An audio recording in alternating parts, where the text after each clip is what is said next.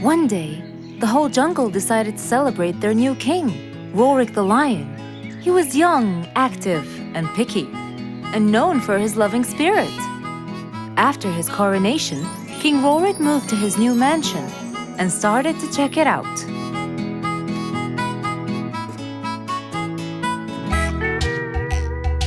Great, and that's my throne, right?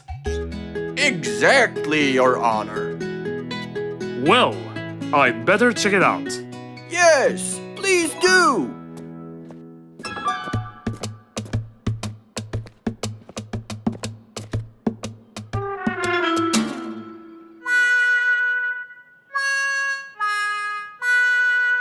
Ah, timber! That's too uncomfortable. But Your Honor, it was made especially for you. Not good enough. With a sad look on his face, Timber went to call Mr. Fox and ask him for help. Meanwhile, Mr. Fox had just finished his morning exercises and was heading back home.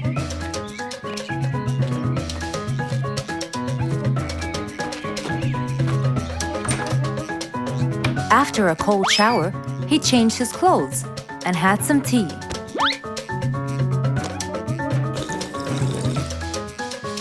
Then, he quickly read about the king's coronation in the newspaper.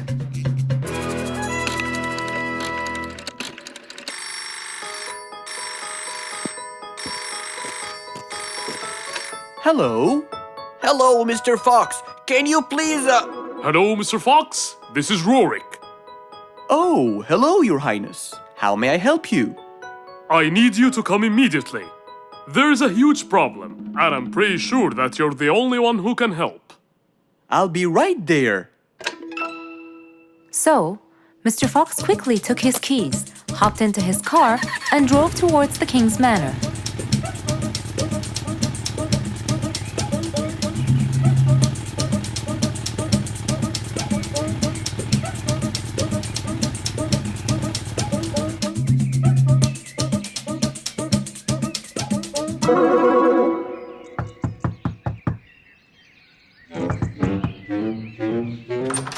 Hello, Mr. Fox?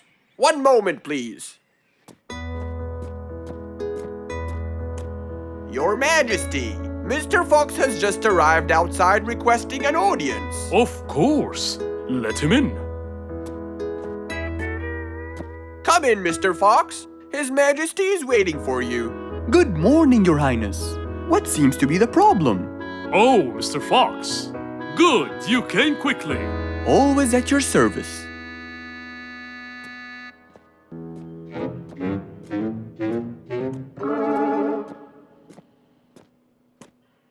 Well, I was at my coronation, and I thought I would check out my throne. But unfortunately, I felt too uncomfortable. Can you believe that I'm gonna rule the jungle on an uncomfortable throne? But I hear it was carved out with the best kind of stone. But it still hurts my back. Oh my! Anyway, I've decided to design my own throne. What a great idea! But I need your help to make it as soon as possible. It will be my pleasure, Your Highness.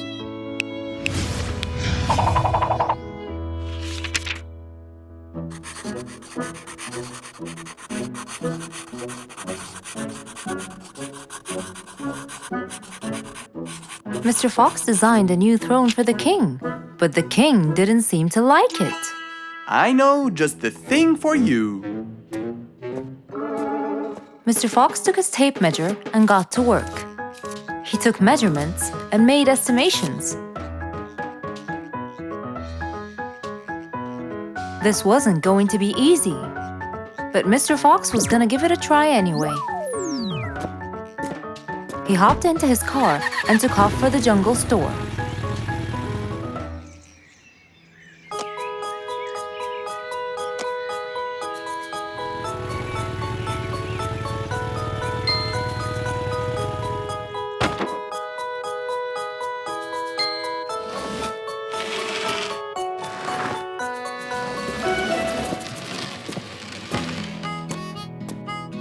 All done. Can you please try it now? Wow! That's exactly what I wanted. Glad you liked it, Your Highness.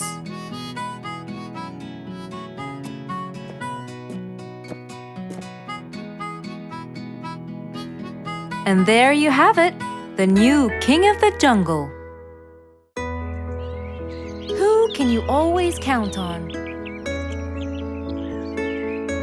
They're always there when you're feeling down, ready to draw a smile and remove that frown.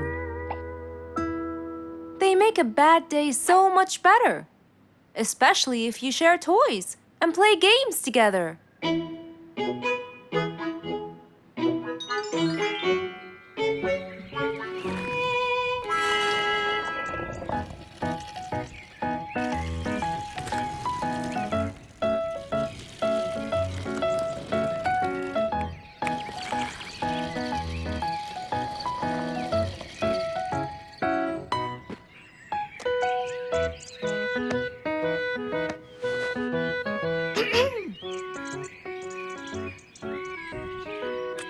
Officer Sherlock Fluffs? I'm with you, Officer Poppy Holmes. I think we're moving in the wrong direction. You might be right, Officer Poppy Holmes. I can see footsteps in the opposite direction.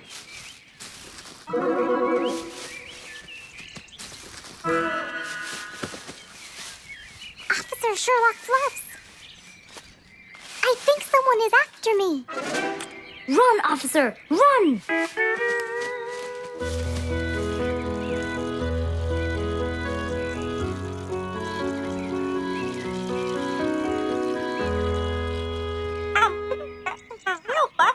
What do you mean?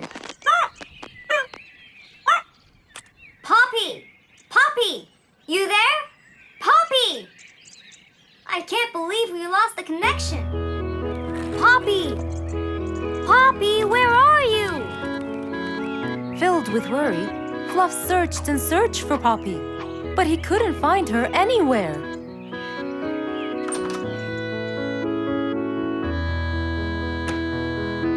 Hey there, Fluffy. What? How come you're here?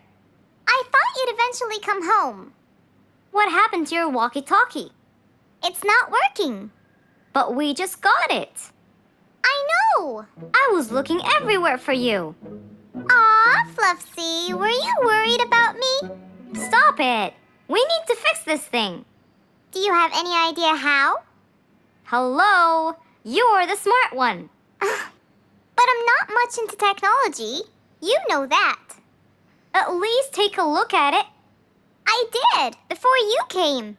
I got nothing, really. Should we go over to Mr. Fox? I think we should. Let me change first.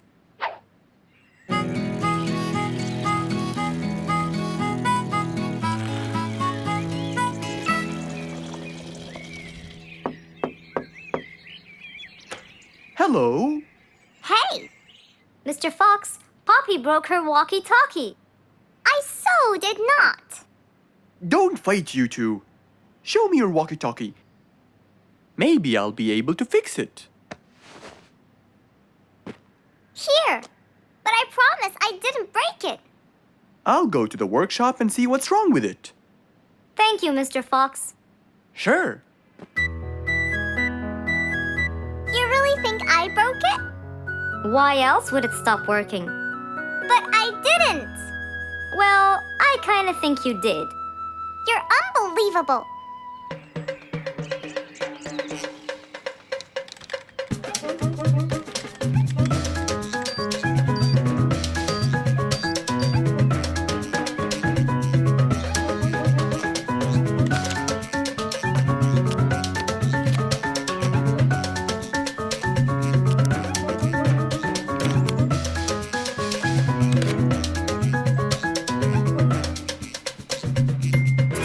It's working just fine.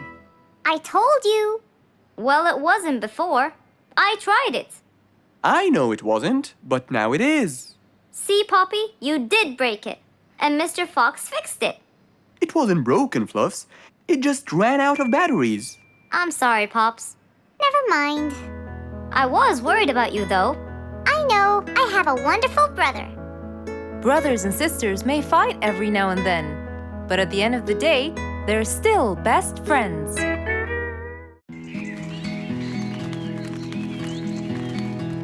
It was a beautiful sunny day. Feeling bright and early, Mrs. Sharpie was on her way to work.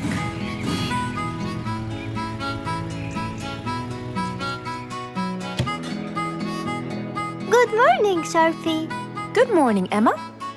You're looking good today, Sharpie. Thank you.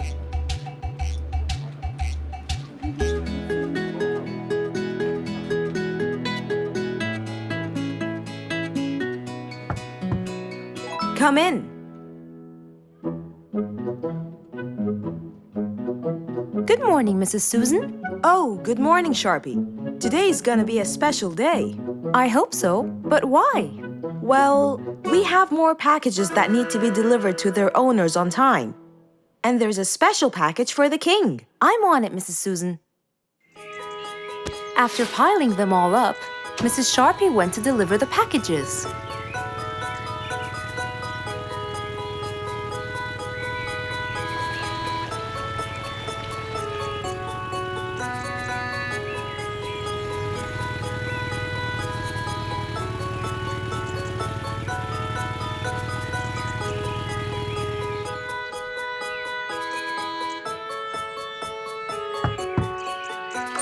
Here's your package. Thank you, Sharpie. Just in time. Looks like delivering the next one is gonna take some time. After safely delivering the package to Mr. Camel, Mrs. Sharpie took off to the opposite side of the jungle to deliver a package for Mrs. Deer.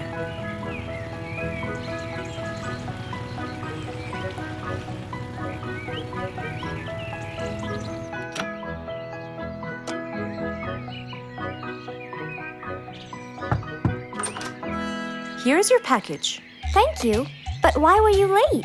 I waited all morning. Next was Mrs. Bird's package, and that was south of the jungle. That was very tiring for Mrs. Sharpie.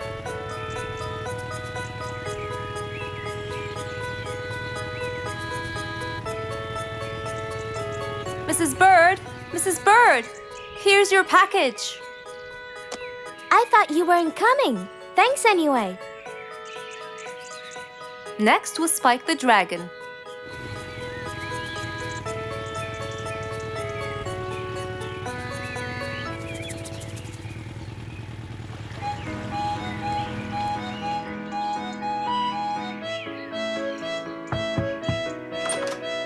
Here's your package.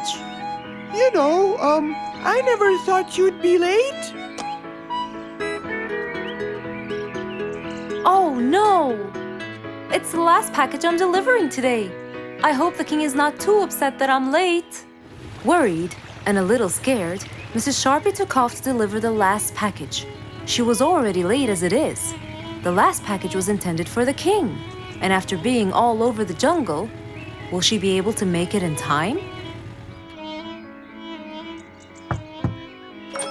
Here you go, Mr. Timber. This package is for the king. Thank you, Sharpie. But the king was worried and a bit upset. Why? Well, he had to wait all day for this package. You're not usually late, Sharpie. He was very upset. My sincerest apologies. I'll be more careful next time. Mrs. Sharpie was very tired and really upset. Having to deliver packages all over the jungle was no minor task. So, she decided to go to Mr. Fox and ask for his help. Oh, hello, Mrs. Sharpie. How have you been? I'm not good at all, Mr. Fox. You have to help me. What happened? I've got a lot of letters and packages, and I keep flying east and west all over the jungle. This won't do, Mr. Fox. I'm so tired. Oh, Mrs. Sharpie, you do look exhausted. Please, come in, and we'll figure this out together. Would you like a cup of hot chocolate? No, I just want to find a solution, Mr. Fox. Okay. Tell me what the problem is exactly. I get too much letters, so I fly to deliver them. I find that the first letter should be delivered to the western part of the jungle, so I fly and deliver it, just to find that the next one is in the eastern part of the jungle. And when I fly and deliver it there, I find that the one after it is in the north. And after that, it's west again. And it's all driving me crazy. Calm down, Mrs. Sharpie. There must be a solution to all of this. That's why I came to you. I kept thinking and thinking, but they come in packages, and I must deliver them all in one day. So how can I do that? Don't worry, Mrs. Sharpie. We'll sort this out. Sort? Sort! That's it! Why don't you sort them out from the very beginning, Mrs. Sharpie? What do you mean by sorting them out? I mean, first, you should read the addresses and sort all the letters that should be delivered north together, and those that should be delivered east together, and so on. And then I'd finish all the north letters together, and the east, and then the south, and then the west, right? Precisely. That's a great idea, Mr. Fox. Thank you so much. Wait, where are you going? I have letters to sort out. Thank you, Mr. Fox. Glad I was able to help you, Mrs. Sharpie. Goodbye.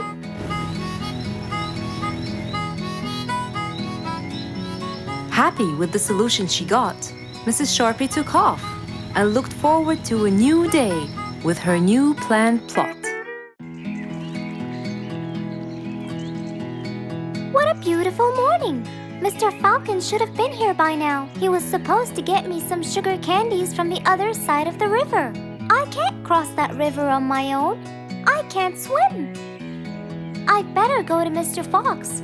He'll tell me what to do. And since Mr. Fox helped many more, she went to him and knocked on his door.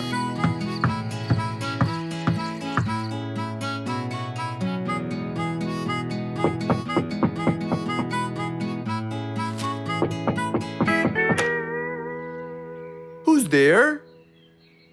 Over here, Mr. Fox. Oh, little Auntie Lou. Welcome. Please come in. Thank you, Mr. Fox.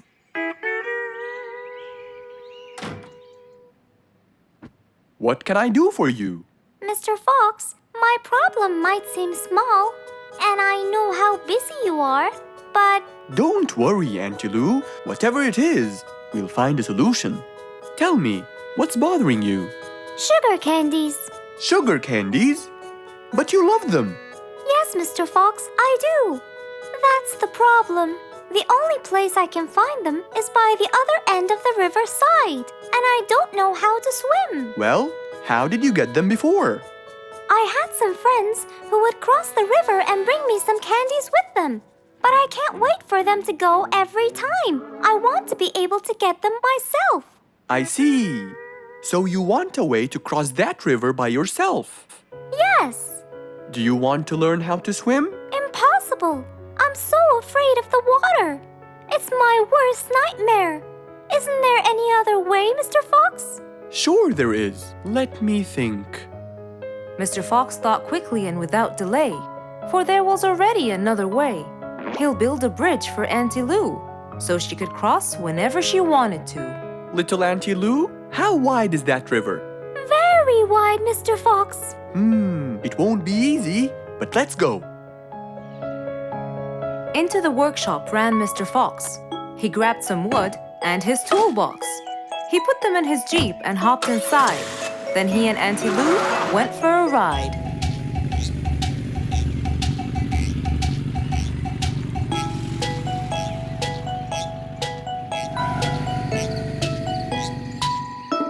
Little Auntie Lou, that's not a very wide river. But it is to me, Mr. Fox. You're only saying that because you're too big. Maybe you're right. Little Auntie Lou, let's get started.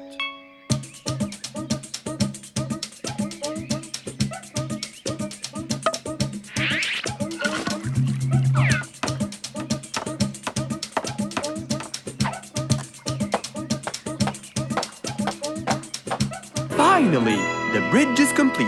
Mr. Fox, that's exactly what I wanted. Thank you so much. I'd better be on my way to collect the sugar candies.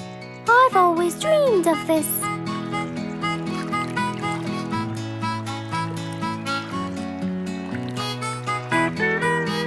Enjoy the candy, little Auntie Lou.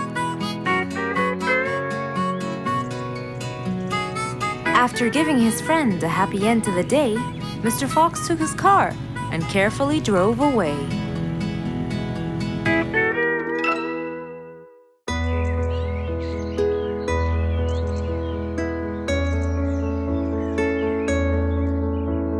One cold morning, while everyone was shivering in their houses, Mr. Fox woke up and went to watch his favorite team play.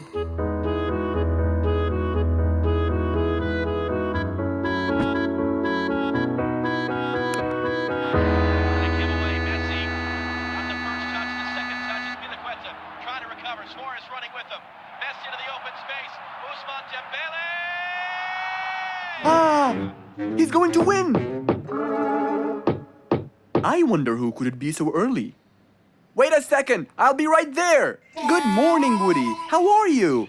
It's been a long time since we last met. Oh, Mr. Fox, it has been a while. Tell me, have you finished building Nate's ship? Yes, Mr. Fox. I used teak and bamboo. Nate liked it a lot. He took it out on a trip. He and his friends had so much fun. Great!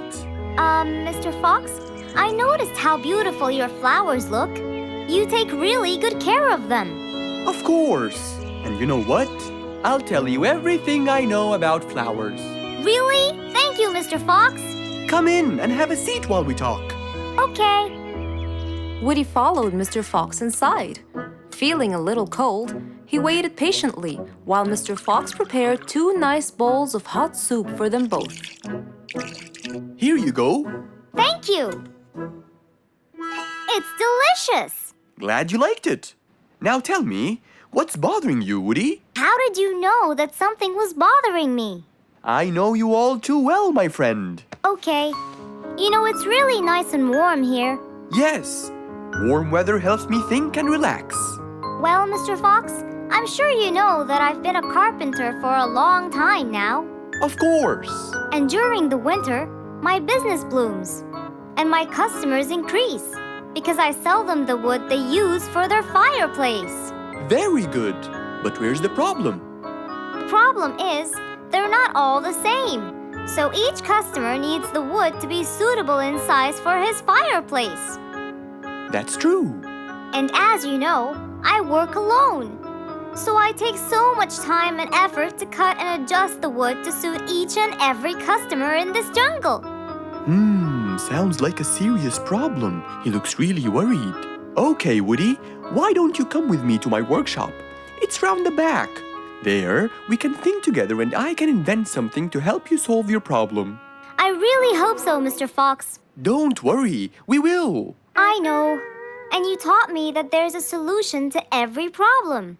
And Mr. Fox solves every problem. Ha ha ha! That's right, Woody.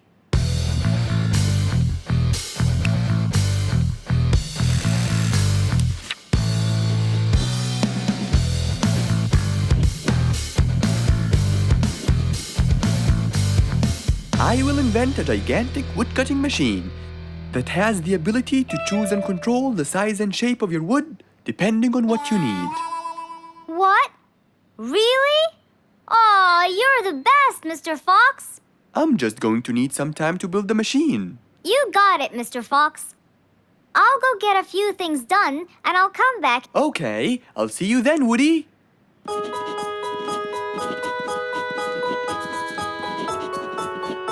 Mr. Fox started designing his cutting-edge invention. He knew that is exactly what Woody needed to help him with his carpenting business.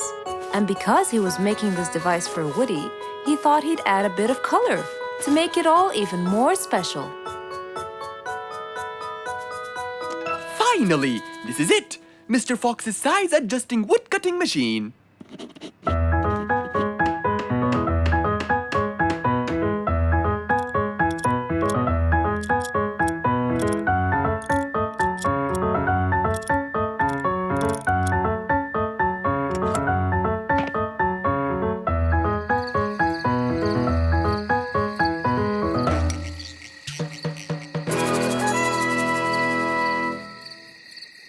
After finishing the device, Mr. Fox sat to listen to his favorite music, waiting for Woody, who came knocking on the door. Hello, Woody. You're right on time. Have you finished building the new machine for me, Mr. Fox? Of course I have. It's in my workshop. Let's go see it.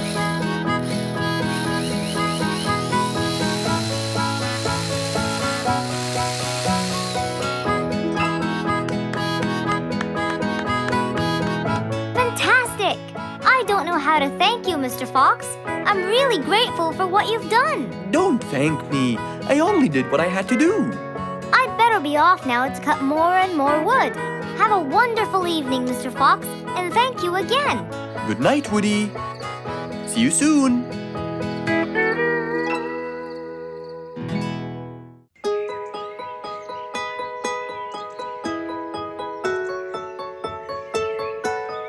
Beatrice was a little energetic bee.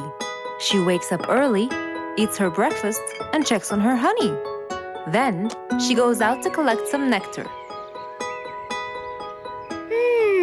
That smells great. I'll take some from here. Wow, that looks fresh. Here's my favorite type.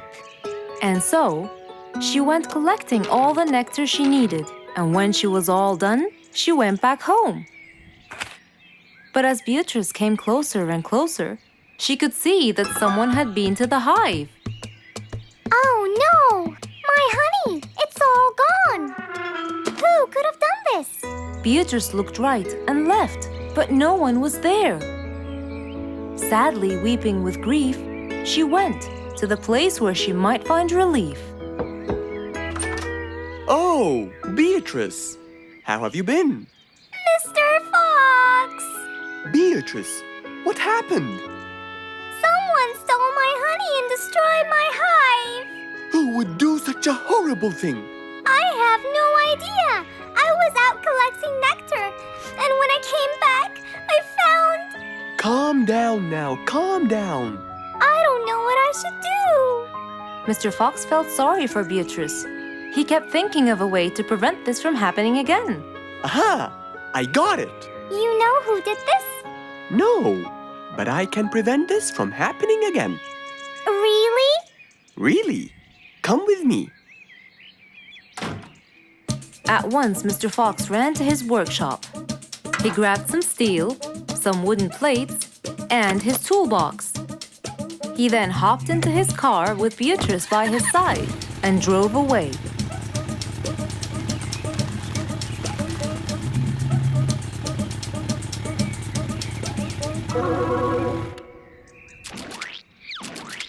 Oh, See? I told you. It's a complete disaster. you were right. But don't worry, everything will be okay now.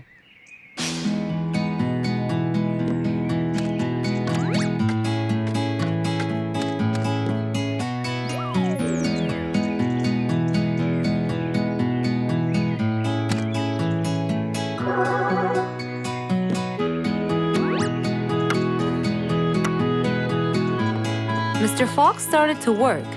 He got the wooden plates and built a box out of them, which he put on the tree branch. Then, he surrounded the box with steel. He made sure the nails went in properly and made a door for little Beatrice. Now, all done. Wow, it's amazing. Thank you, Mr. Fox. There, take this too. And what's this? This is the key to your hive, so no one would enter without your permission. Really? Oh, I can't thank you enough. Don't worry about it, Beatrice.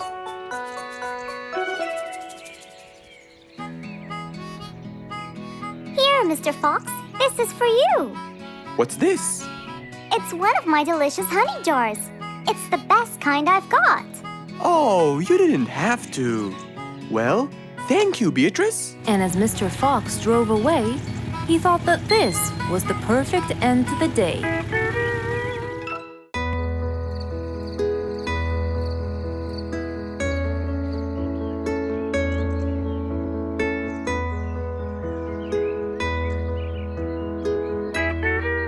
It was a bright, early morning. Mr. Fox woke up and went to wash his face.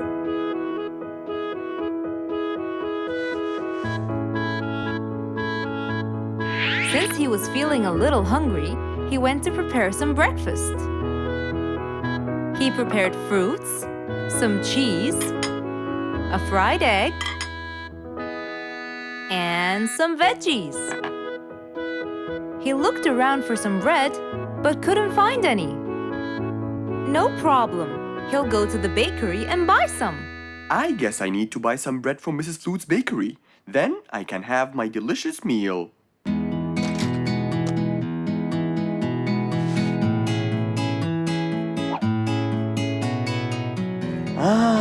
I'm very hungry. I'm sure glad the bakery is close by. I won't be needing my car.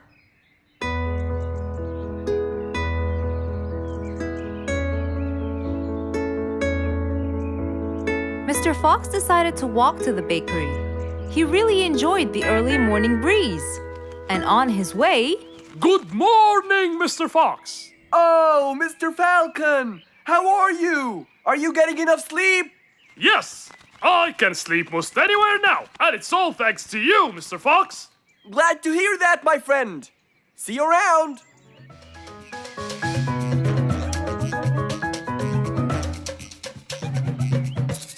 When Mr. Fox finally reached Mrs. Flute's bakery, he found a long line of customers. He got in line and patiently waited his turn.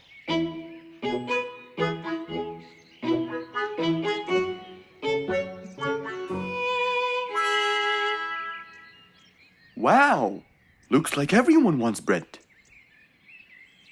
Slowly, the line was moving up, and Mr. Fox got closer and closer till he finally reached the counter, where a very tired Mrs. Flutes was waiting. He was her last customer. Hello, Mr. Fox. Here you go. Hello, Mrs. Flutes. You look really tired. Yes, Mr. Fox, it's becoming more and more exhausting. Why? The number of customers has increased lately after I upgraded both the bakery and the quality of the bread that I produce. That's great. I know it's great, Mr. Fox, but the thing is, the rate of bread production is really low. Well, compared to the number of customers, that is. But why is the rate of production low? Well, Mr. Fox, grinding the wheat takes loads of time and effort. Sometimes it takes over a day or so. That's basically why everything else gets delayed. What should we do to solve this problem? Okay, Mrs. Flutes, I will head home now and eat my breakfast and try to think of a solution. And I'd like you to pass by my house tonight. I'm sure I'd figure something out by then. Really, Mr. Fox?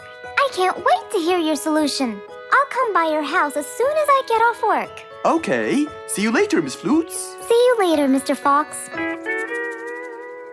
Mr. Fox went back home to have his breakfast. Miss Flute's bakery is truly the best. I have to solve this problem, or she won't be selling any more delicious bread. With that in mind, Mr. Fox went to his workshop to give it some thought.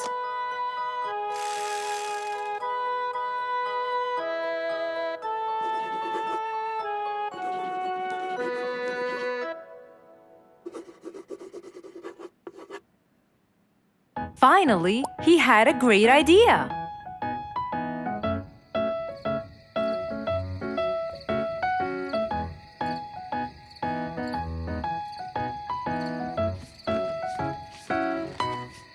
That was a long day. I should head straight for Mr. Fox. I'm sure he would have solved my problem by now.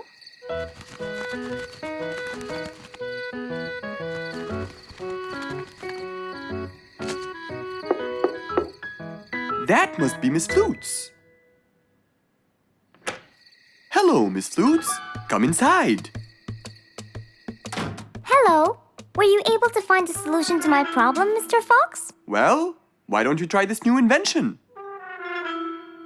A new invention for me? That's right. I made it specially for you. That's wonderful. It's a grinding machine to help you grind wheat quickly. Brilliant. But how will it help me? This machine is used to increase the rate of grinding the wheat, which is used to make the bread. So you can use it to grind a whole kilogram in no more than 5 minutes. And with that, the amount of time needed will decrease, and you won't be too exhausted. I'm really grateful to you, Mr. Fox. I have no words to express my gratitude. Friends help each other, Miss Flutes. You're really kind and generous, Mr. Fox. I want you to start using this new device tomorrow, and I will call you to check in every once in a while. Okay, Mr. Fox, I will. I'll be going now. Thank you again. Goodbye, Miss Flutes, and have a good night. And so, Mr. Fox waved goodbye to Mrs. Flutes. Then, he sat on his comfortable sofa. He looked out his window and admired the jungle he lived in for so long. He happily thought to himself, I love helping my friends.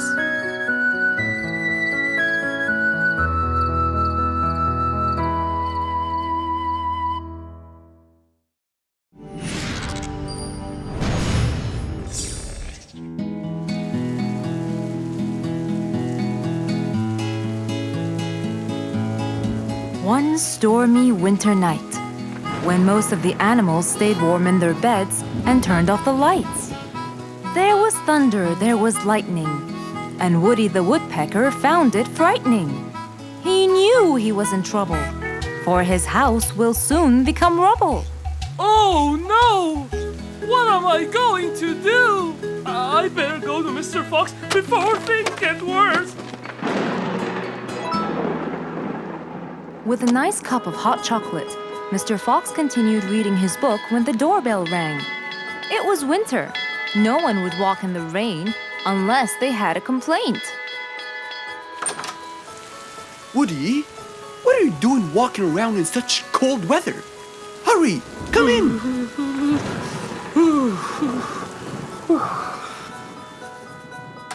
Mr. Fox, I know it's cold, and I'm sure my problems will make you feel bored, but I need your help.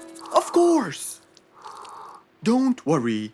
Have a seat, Woody, and I'll get you a hot drink. It must have been terrible to go out in that storm. Okay, thank you, Mr. Fox. So, what exactly is your problem? My roof, it gets ruined by the rain. Oh, I keep fixing it every now and then, but now, every winter is a nightmare. here you go, Woody. Thank you, Mr. Fox. So tell me, what happened to your roof? The rain makes it damp. Sometimes I fear it gets too damp. It might fall.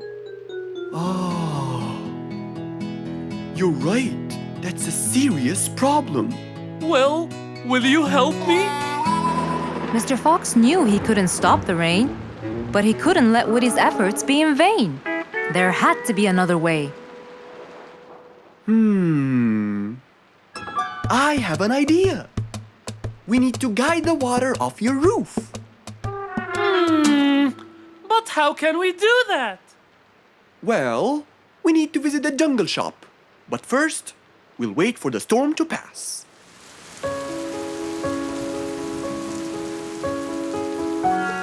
Finally, the storm faded away, revealing a bright, warm, sunny day.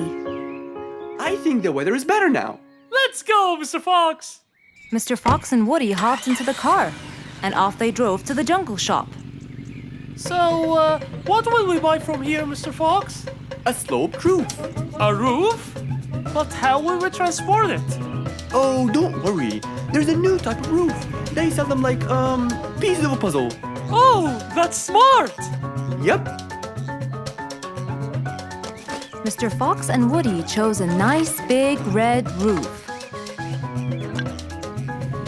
Then, off they went to Woody's house. Mr. Fox got a ladder and climbed up. He started to fix the roof from the top. Now, all we need is to put the pieces together.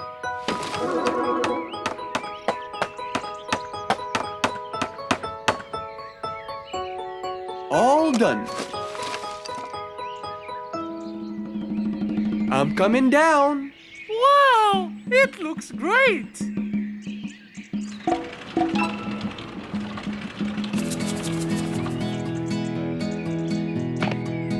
That way, all the water will slide down and the rain won't bother you again. So, does that mean no more rainwater will enter my house, Mr. Fox? Of course not. I guarantee it. Oh, I'm so happy! Thank you so much, Mr. Fox. Oh, it was nothing. We all like living in a dry, warm place in the winter.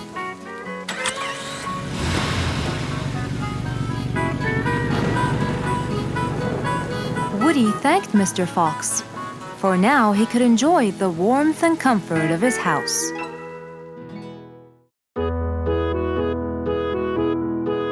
Mr. Fox was known for his kindness in helping others. Everyone went to him for advice, even Woody, the jungle carpenter. After being assigned the task of building a really big ship, he went to Mr. Fox, seeking his wisdom. Mr. Fox listened carefully to what Woody had to say, and in turn, promised to help him. He started a research on shipbuilding, and after hours and hours of hard work, he finally got it. Yes! I've got it! But there is something I need to check first. Mr. Fox went for a walk in the jungle, looking carefully at every tree on his path. Then he stopped in front of one and said, Yes! That's the one! Immediately, Mr. Fox took a paint bucket. He wanted to mark the tree, so he wouldn't forget which one it was. After that, he got into his car and drove off.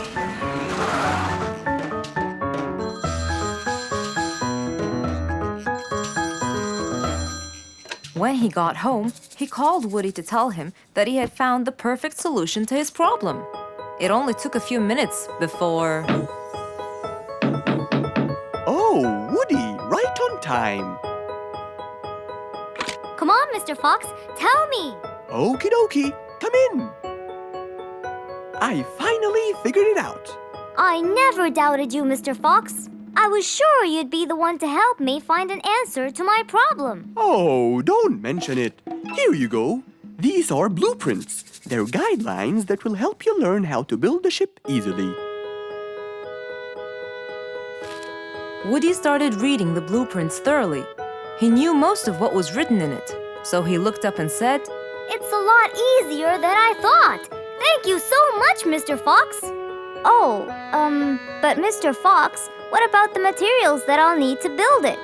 Here's a list of all the materials you'll need. And what about the kind of wood I should use, Mr. Fox?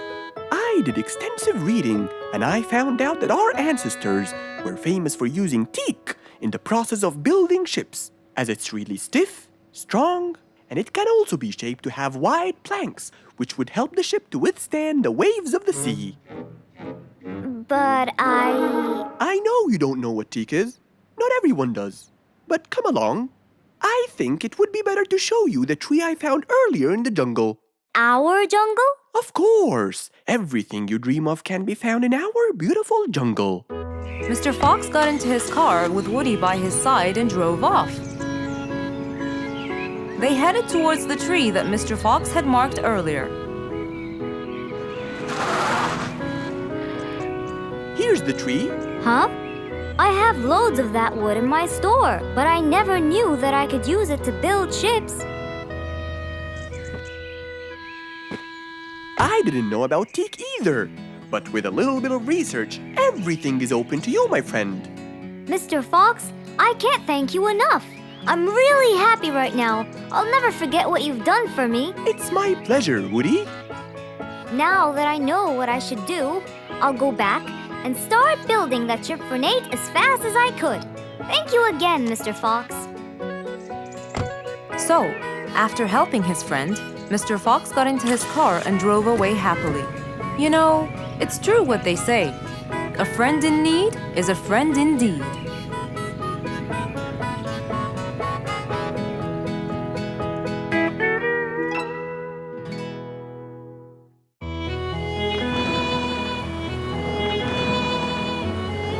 One day, the mighty eagle flew to his nest.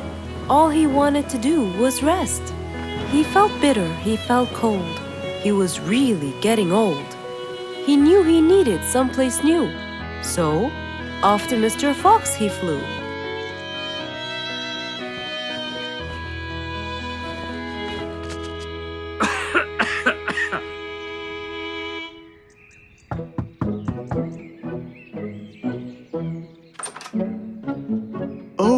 Hello, Mr. Eagle. You look so tired. Please, come in. Thank you, Mr. Fox.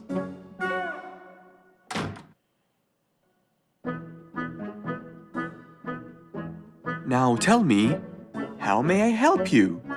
Mr. Fox, I spent years in prosperity and glory, but I'm old now and tired. I can't live out there alone in that cold weather. Where do you live, Mr. Eagle? By the mountain top. I see. The wind is strong there. I bet you catch a flu every now and then. Well, I didn't used to, but that's all in the past. Now I'm old and weary. I'm not what I used to be. Plus I get so lonely up there. There is no one around to talk to, and no one to help me get better if I get sick. Why don't you come and live with us in the jungle? I looked around, but I couldn't find the right place for my huge nest. I'm too old to build a new one, and I can't really stay in someone's home. Mr. Fox kept thinking for a while. What could he do to help his dear old friend?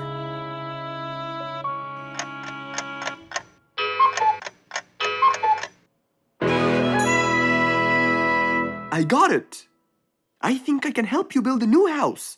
Have no worries.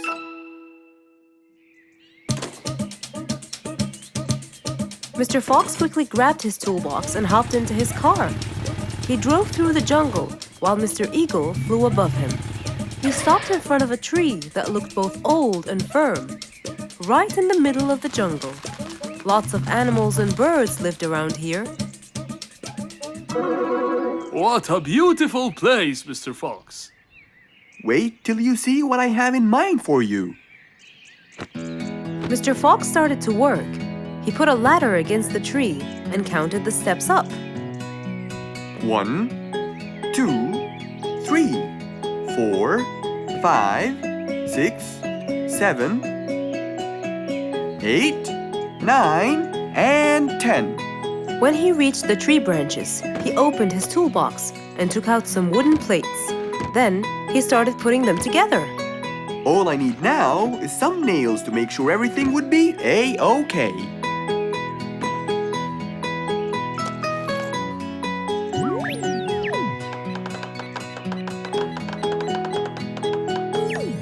We're almost done, Mr. Eagle. Can't wait to see what it will look like, Mr. Fox. Oh my! What a wonderful treehouse! And it's all yours, Mr. Eagle. My own home. I can't believe it. Thank you so much, Mr. Fox. You're most welcome. As Mr. Eagle got inside his new house and closed the door, he felt a happiness like never before.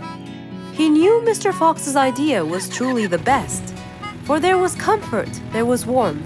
He felt really blessed.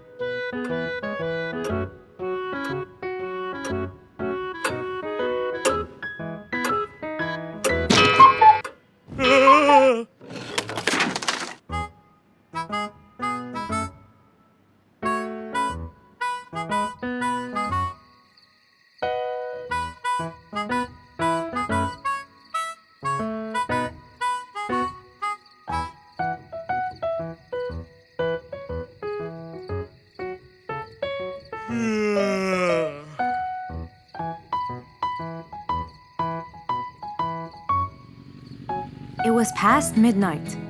Mr. Sleeperson Koala was on his way home from work. The streets were empty and quiet. He was falling asleep. He tried really hard to keep his eyes open, when suddenly the car stopped for no reason. And Mr. Sleeperson didn't wake up, as if it was the hibernation season.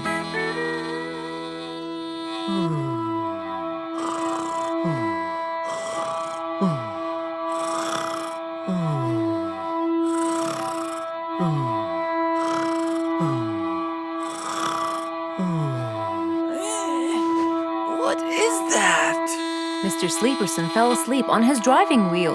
The horn was too noisy for Mr. Fox to bear. He tried to block the sound out, but it was no use. He pulled his cap over his head, put earmuffs, but it was all in vain. He couldn't bear that horrible sound any longer. What a horrible sound! Who could it be this late at night? Oh no! Mr. Sleeperson! It's you again! What brought him here this time of night? And he slept on the driving wheel. Excuse me. Mr. Sleeperson! Hello? Hello?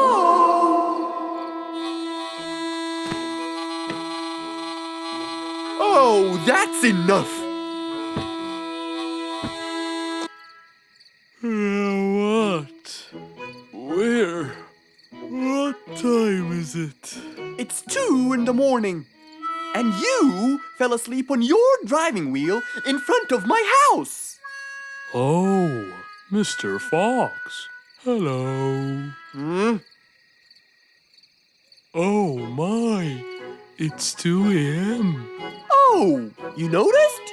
So how can I help you, Mr. Fox? Help me? Help me? You're the one in front of my house. What am I doing here? I don't know. You tell me. I was fast asleep when I woke up to that horrible sound of your noisy horn. Oops. Sorry. I must have fallen asleep while I was driving again. My bad. Never mind that. Could you please drive all the way to your own house without falling asleep or bumping your head against the horn? Oh, sure, Mr. Fox. Have a good night. Good night. But as Mr. Sleeperson tried to start the car, it wouldn't start. Huh? Oh, man! Oh, Mr. Fox, wait! Help! Now what? The car won't start. Is that so? Can you check it for me, please? Of course! Mr. Fox walked back to the car and started to check it out.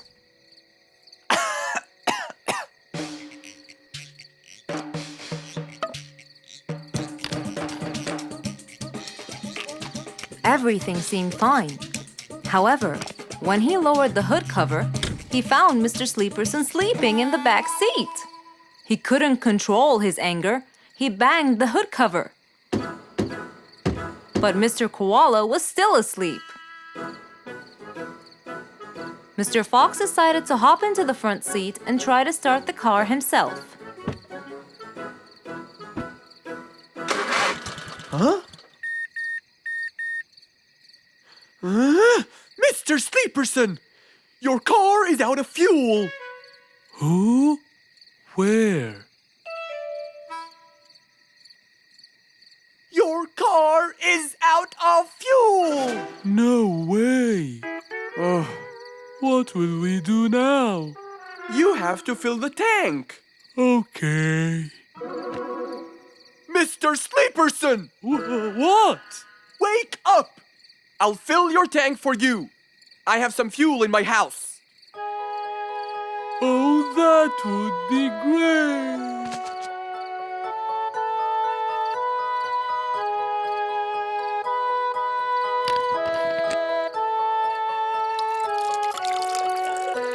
Mr. Sleeperson, it's all done.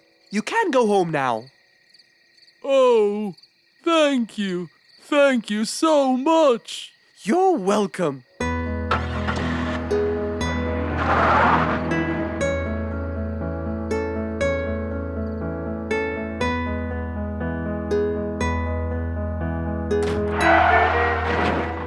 Oh, not again!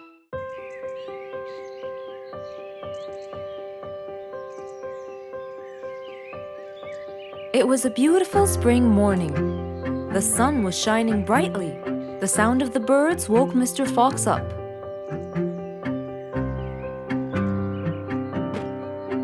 He changed his shirt, put on his tie, and his vest. Then he drank his tea. It was delicious. After reading a shop manager ad, he got into his car and drove off.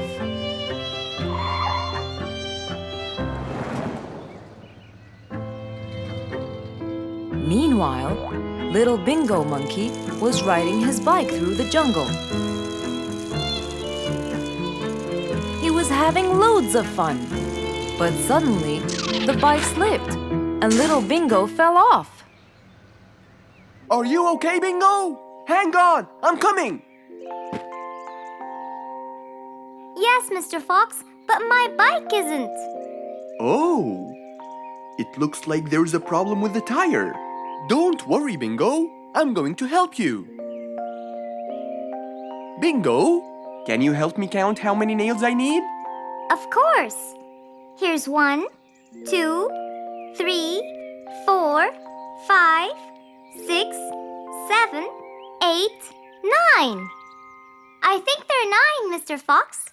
Okay, Bingo. Let me count how many I have in my toolbox. 1, 2, 3, 4, 5, 6, 7, 8, 9. I'll get one more just in case he miscounted. So 9 plus 1. We need 10 nails. That's easy.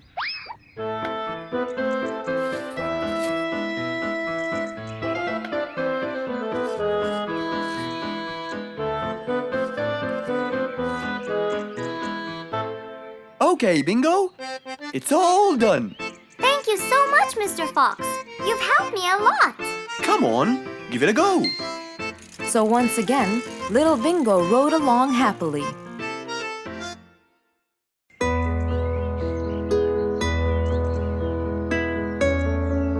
Roo is sad and looks really down.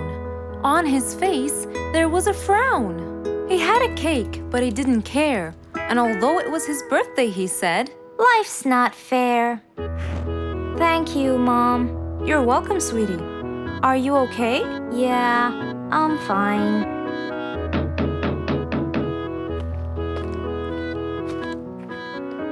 Oh, look who's here. It was Roo's best friends, Poppy and Fluffs. Hey there! Happy birthday! Wow, neat birthday cake. Yeah, just a normal birthday cake, traditional birthday hat, and the same old wishes over and over again. Roo, are you okay?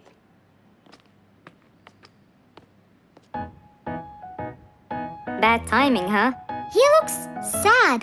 I know, but the cake is still here. Oh, stop it. We have to help him feel better. It's his special day. A little bite won't hurt.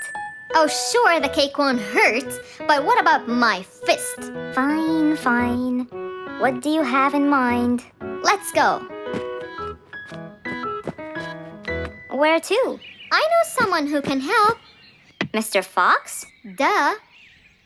In an attempt to help their friend, Poppy and Fluffs went to Mr. Fox. Only he would know what to do.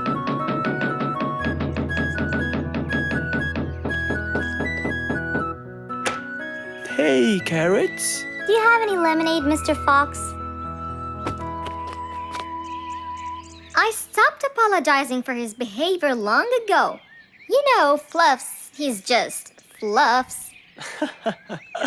It's okay. Come in. Are you sure it's all right? Positive. It's always the right time.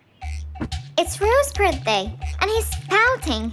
He's bored with the same birthday routine every year. So we want to make him something different this year. Can you help us? Yeah. Unbelievable. You'd think I'm quite believable if you tasted this lemonade. It's awesome. Any ideas, Mr. Fox? What do you guys say? I help you throw him an extraordinary party with a magic show. A magic show? But who's gonna perform the magic tricks? You guys will. I'll teach you. This is the best idea ever. I agree. We'll also bake him a cake. But he says cakes are boring. I can assure you, this one he will like. Sounds like the perfect plan. All right, first, let's bake the cake. It wasn't a very easy task, but all three of them worked hard to make this the best day ever.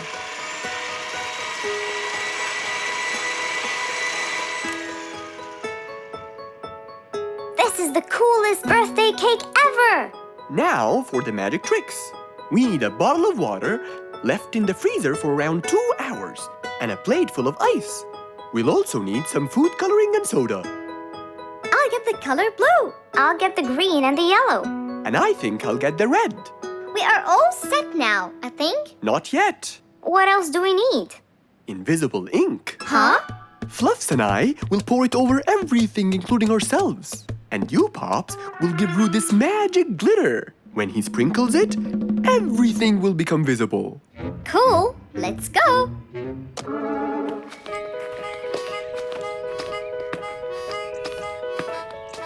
Let us pour the invisible ink now.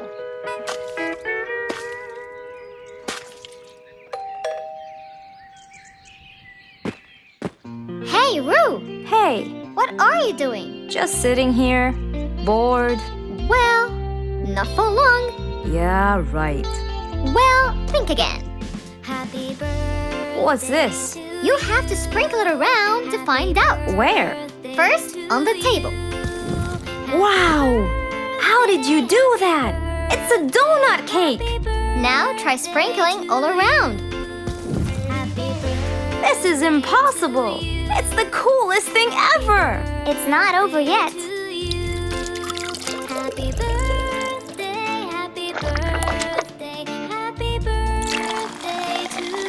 I can't believe you guys did all this for me! All thanks to Mr. Fox. He was a great help. I can't believe you guys! Thanks! That's what friends are for. Mom, come and see! What wonderful friends you have, Roo! Yeah, I think so too. Because of his friends, Roo's birthday was extra nice. One celebration was not enough, so they celebrated twice.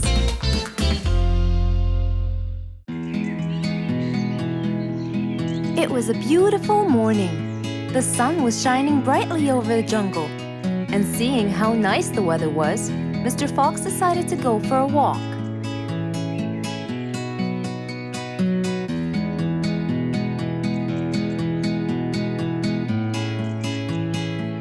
The birds were twittering, the bees were humming, and the flowers smelled pretty.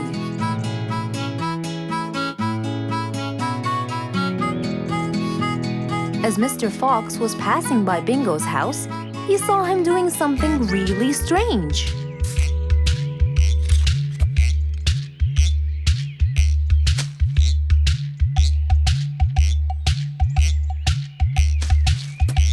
Bingo!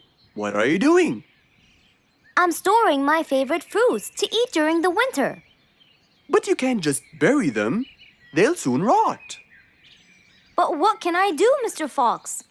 They only grow in the summer, and I love to eat them so much. Mr. Fox thought about it for a while. What could he do to help Bingo?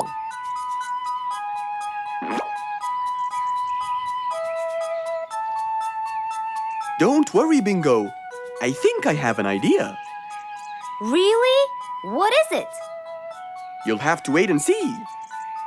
I'll just run to my workshop, and I'll be back before you know it. Okay. Mr. Fox went back to his workshop and gave it some thought.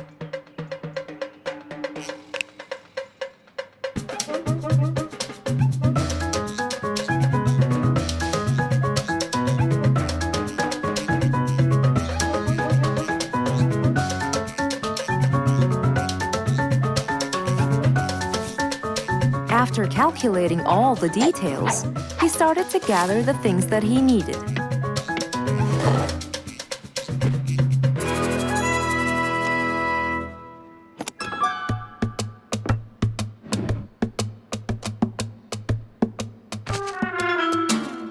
Then, he took his toolbox and his car keys, and of course, the glass plates. He put them all in his car and was on his way.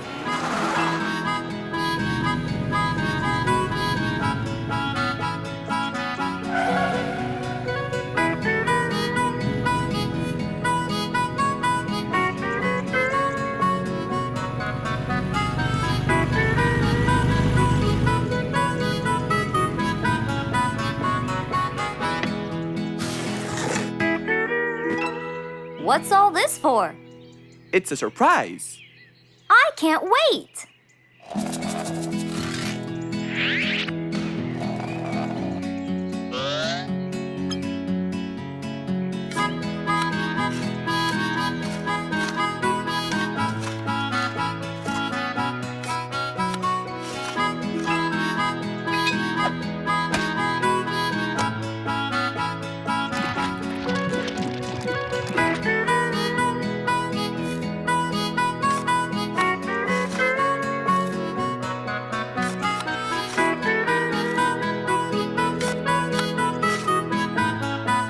Mr. Fox was almost done, and Bingo was watching him, looking slightly puzzled.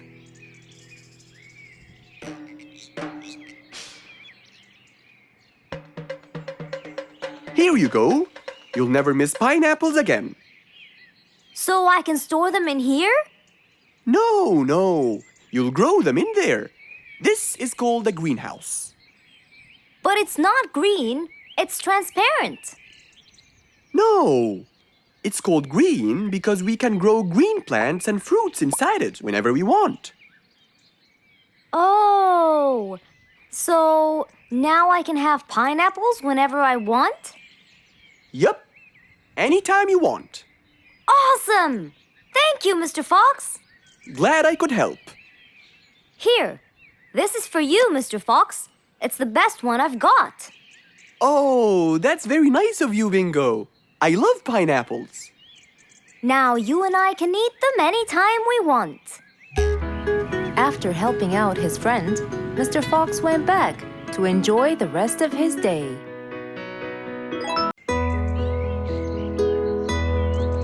It was a bright early spring morning.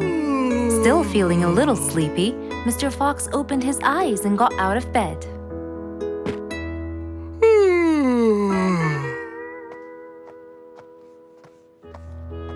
Since the weather was beautiful outside and awfully tempting, Mr. Fox decided to go for a walk in the jungle. The sun was shining, the birds were twittering. It was a very peaceful morning. Well, sort of. Worried that something terrible could have happened to one of the animals in the jungle, Mr. Fox sprinted towards the sound. Are you kidding me? You're the size of an air balloon! Are you making fun of my size, you piece of you? What? Take that back now, you... No! I'll never take it back! This was all your fault! No, it wasn't! It was yours! No! It's always your fault! Now, calm down. Oh, Mr. Fox, I'm so glad you passed by. You're the only one that could solve my problem.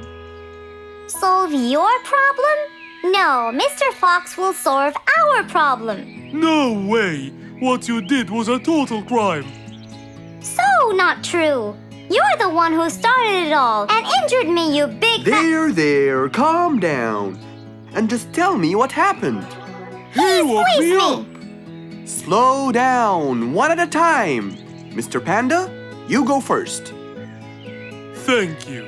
Now, I was walking heading to my house when I realized that for me to get there, it will take me 12 minutes. And I was so tired and sleepy. So I thought about it, and I realized I should just lay here for a while and take a short nap. And just as I was starting to get comfortable, I found little chicklets screaming with the highest pitch into my ears, Mr. Fox. My ears! Can you believe that? Well, that's not a very nice thing to do, little chicklets. Why did you do that? But I didn't, Mr. Fox. And how is that? I was heading to my favorite lake, and I was walking just right behind Mr. Wicks, when all of a sudden, out of nowhere, he decided to lay down and fell to the ground and squeezed my beautiful wing. And if it wasn't for my high-pitched voice, I would have been dead by now. Well, that was pretty dangerous, Mr. Wicks. What should I do, Mr. Fox? I was really tired and I needed my nap. So I took it. What should a panda do to take his nap? Can't you just wait till you reach your own house? Or at least look behind you before you decide to fall down? My house is 12 minutes away, and all the walking had already stolen away all my energy. I had to take a nap to recharge. I can't keep on walking forever. Then look behind you or sleep next to a tree or something. Why don't you watch where you're stepping? It was a very troubling matter indeed. The little chick almost got crushed. But Mr. Wicks didn't mean it. He was just so tired that he fell asleep. Right? Mr. Wicks, answer me. Did you intend to squeeze little chicklet's wings? Of course I didn't. Were you aware that you were going to take a nap in the middle of the road? Actually, I vividly remember. I walked to the tree side first, but when I woke up, I found myself in the middle of the road. How many naps do you need per day? From 5 to 7, I would say. Did you take a nap before you decided to head home? Of course. Do you usually nap in between? Not always, but today I went so far from my house. I tried to hurry to nap at home, but you know, I'm too slow. Say no more. I now know the answer. Really? Yes. Worry no more, little chicklets. From now on, Mr. Wicks will always nap at his own house. Just a second. Aha! There it is! Is that what they call caffeine? My, I didn't think it was that huge. No. It's something even better. Better than caffeine? And chocolates too.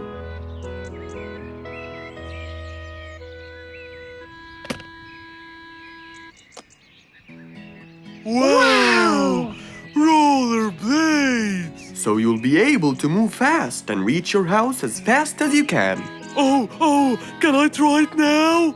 Sure you can. Wow! Whee! Yahoo! Thank you, Mr. Fox. Anytime you need me, I'll be there.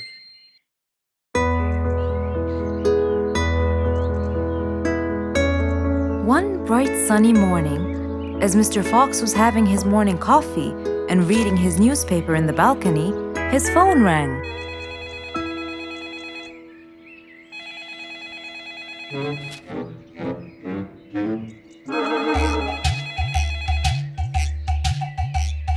Who could it be so early in the morning? Hello? Hello, Mr. Fox. It's Rorik. Oh, hello, Rorik. How are you today? Not very good, I'm afraid. Why is that? My piano. I tried playing it today, but it sounds weird. How so? I don't know. Could you please come and check it out? Sure, I'm on my way. Thank you, Mr. Fox. I'll be waiting for you. And I'll be right there. So, quickly, Mr. Fox changed his clothes. He took his toolbox and his car keys, got into his car, and drove off to Rorik's place.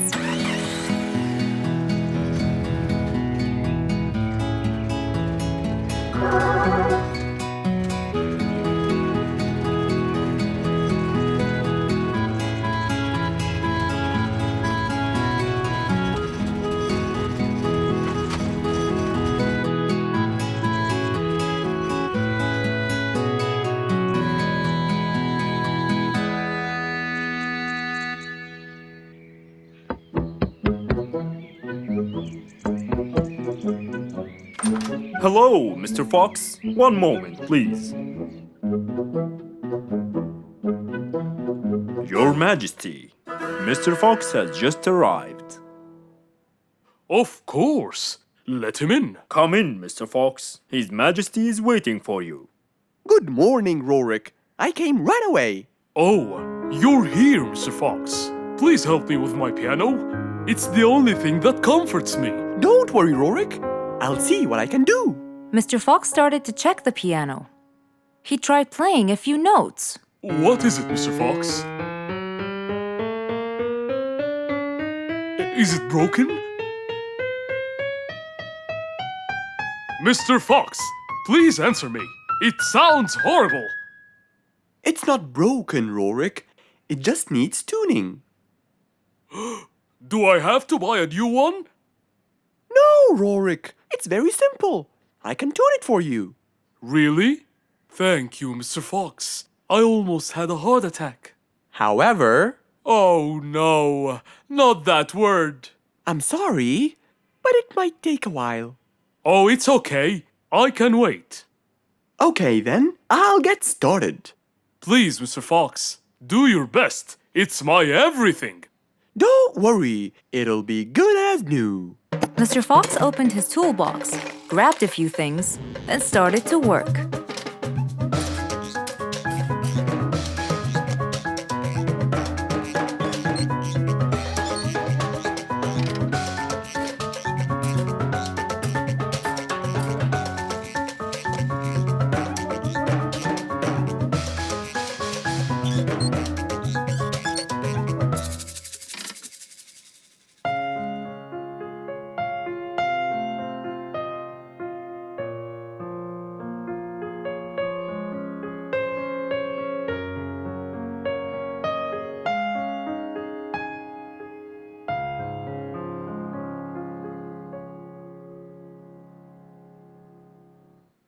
Beautiful. It sounds beautiful. Told you everything will be alright? I can't believe it. Thank you so much, Mr. Fox. Anytime, Rorik. And with that, Mr. Fox's work was all done. He waved goodbye and drove along happily. He had helped out a friend once more. For helping each other is everything you could ever wish for.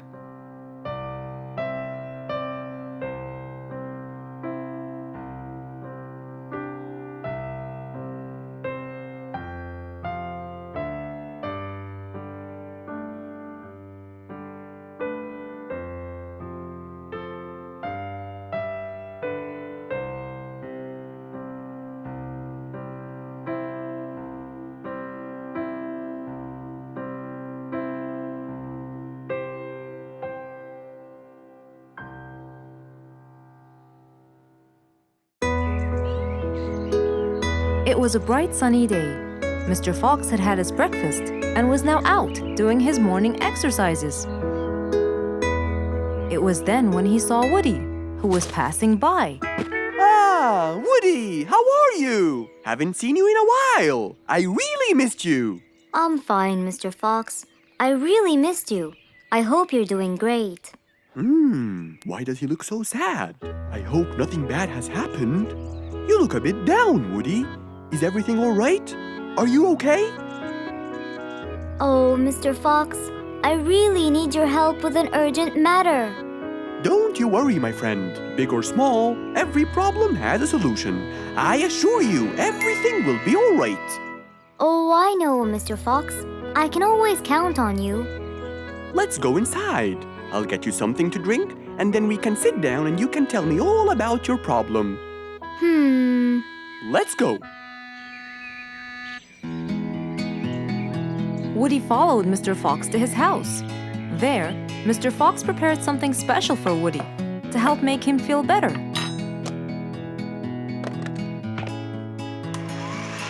I made you some fresh orange juice. This will help you relax and cheer you up. Oh, you're very generous.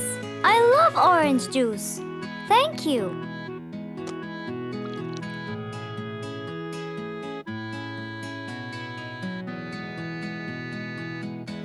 Mr. Fox, I'm really sorry to bother you over and over again, but I had no choice. Oh, no worries, my friend.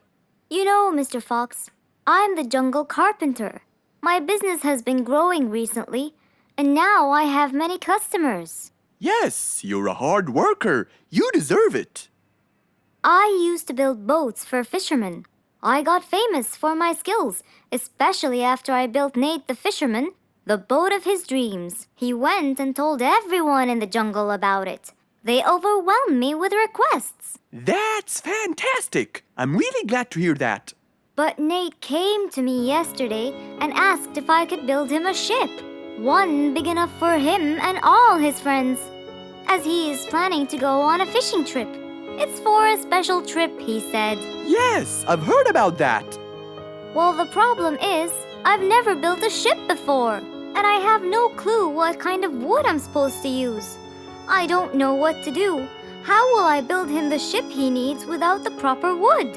Will you help me, Mr. Fox?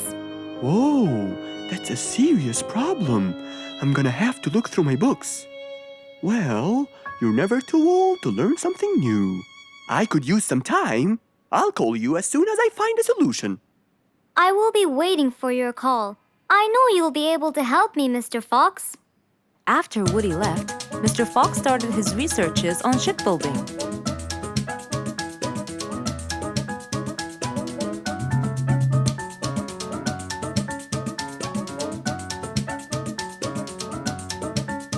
After hours and hours of hard work, he finally got it. Yes!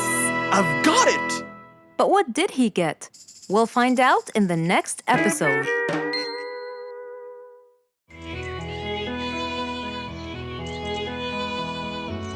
It was a very fine day. In the beautiful month of May, Mr. Fox decided to go for a walk. So, without further delay, he was on his way.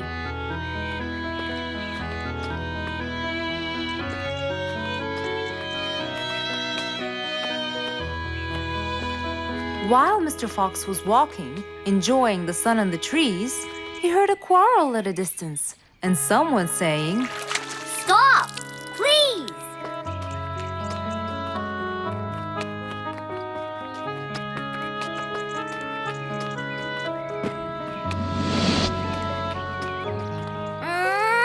What?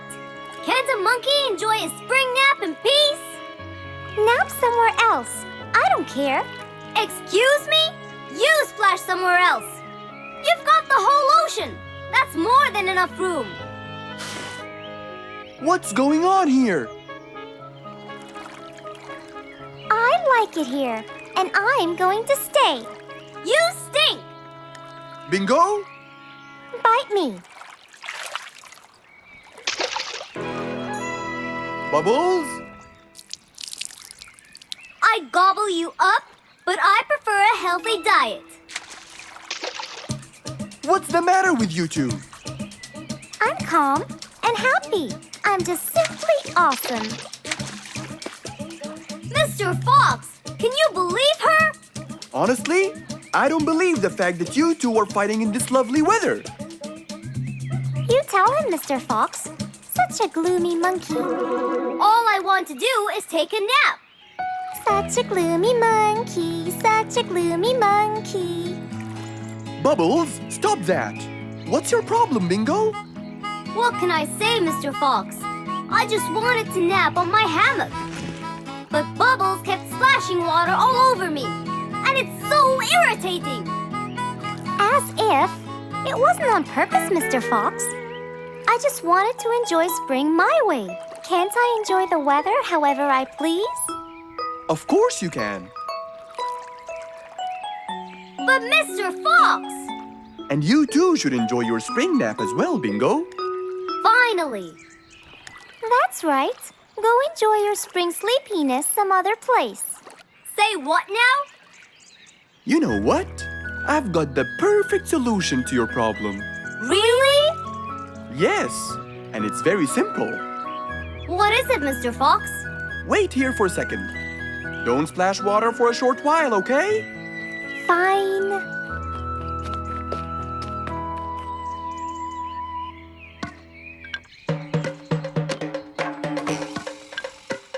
The hammock was very close to the lake. That's why Bingo got water all over him every time Bubbles splashed. But Mr. Fox wasn't gonna let them fight. He had the perfect solution for both their plights. What are you doing, Mr. Fox? Wait and see for yourself.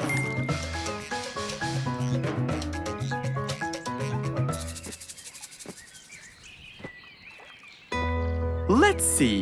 First, we'll untie the hammock. 1, 2, 3, 4, 5. Now, we'll go a few more steps up and tie the hammock again. Here's good. There you go. Try it now, Bingo.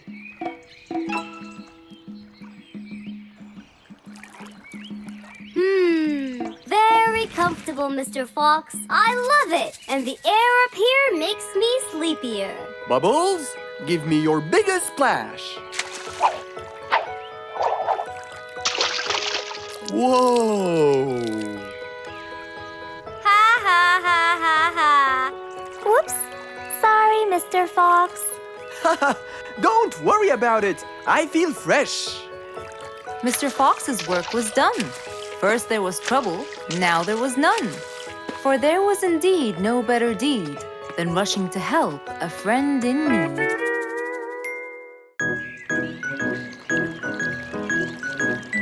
It was a nice warm autumn day. Mr. Fox was doing his morning exercises, sit-ups, push-ups, and running on the jungle track. A very refreshing start to the day. But then, unexpectedly, fog started to form, stopping any plans to enjoy the beautiful weather. Why is there fog covering the whole jungle? This is really strange.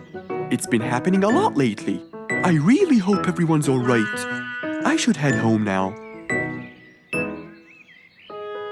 Oh, I think I should probably stay home today. I don't have my morning newspaper yet. And how would I? It's impossible to see. Aha! Wait a minute. I'll try calling Mr. Falcon. He'll definitely tell me what's going on. Mr. Fox held the phone and dialed Mr. Falcon's number.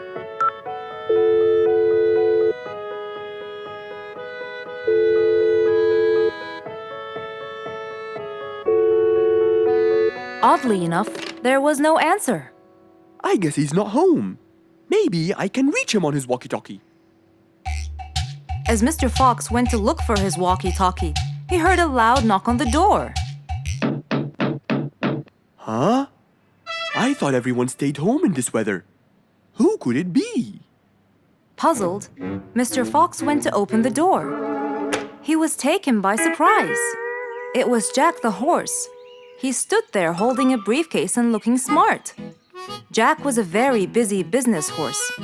He was always rushing to keep a tight schedule. But today, something seemed off. He looked like something was bothering him. Oh, Jack, what a nice surprise! It's been a long time since we met. How have you been? Come in. Thank you, Mr. Fox. But I don't want to waste any more time. I'm on a very tight schedule. Of course. Can I bring you... I don't have time. I just needed to talk to you urgently, Mr. Fox. Have a seat, please. And as you know, time is money. Wait. Hold on. First, tell me how you managed to get here in this bad weather. There's no time. I'm so busy, and I need your help with something important. All right, tell me what's the matter. Well, it all started last week. After long and weary negotiations, I won a bid for a gold mine located in the eastern part. Long story short, a gold mine obviously contains gold. But no matter how hard I looked, I found nothing but dirt. I was really frustrated. I was disappointed. And I knew that buying the mine was a mistake.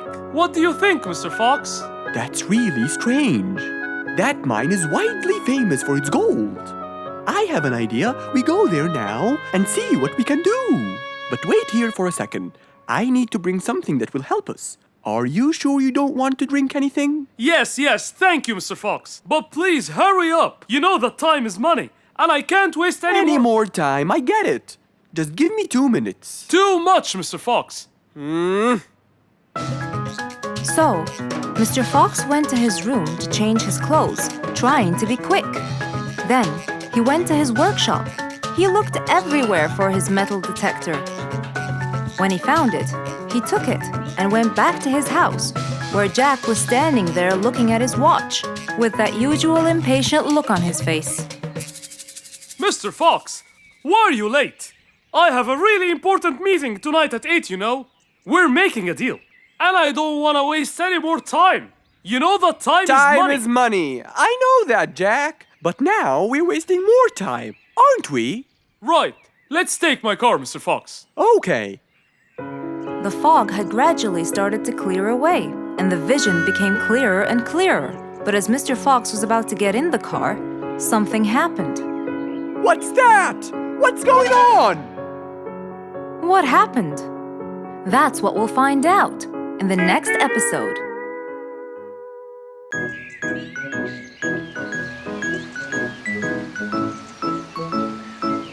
It was a beautiful Saturday morning. Since the sun was shining and the weather was nice, Mr. Fox thought it was perfect for morning exercise.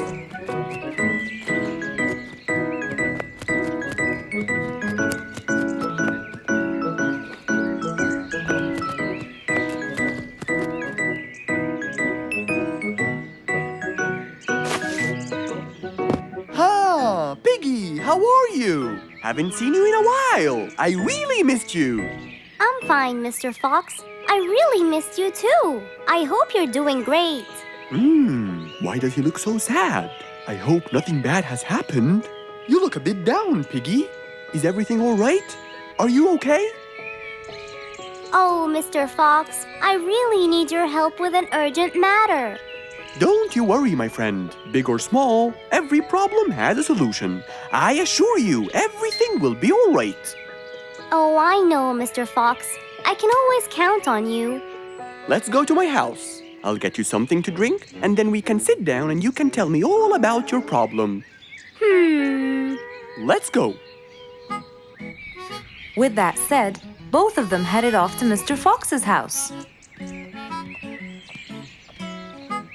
So, Piggy, tell me what's the problem? I keep trying to grow a plant in my garden, but it keeps dying. Do you give the plant enough water? Yes, every day. Well, how about the sun? Do you keep it in an open, sunny area? Yes, I do. I planted in my garden. Looks like I'll have to come with you to find out what the problem is. Wait here for a moment, please. So, without further delay, Mr. Fox changed his clothes and got ready. Then, they both got into the car and drove off to Piggy's house.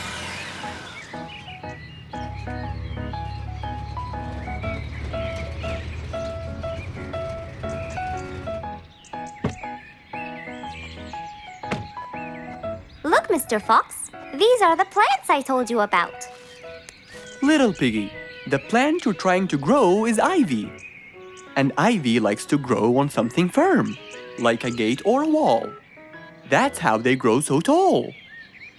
Ivy? I thought it was just an ordinary plant. Well, you can still grow it on the garden wall. Piggy, do you have a ladder? Yes, Mr. Fox, over there. Okay, come with me. Hand me the drill, please.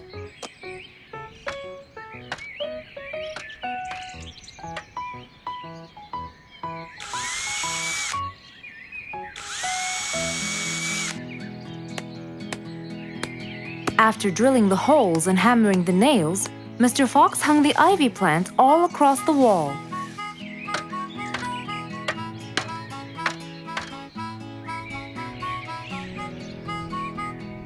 Now, when the ivy grows, it will find this wire to hold on to.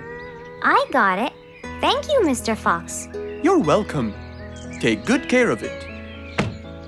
After saving the plant and helping his friend, Mr. Fox took off. And that, my friends, was the end.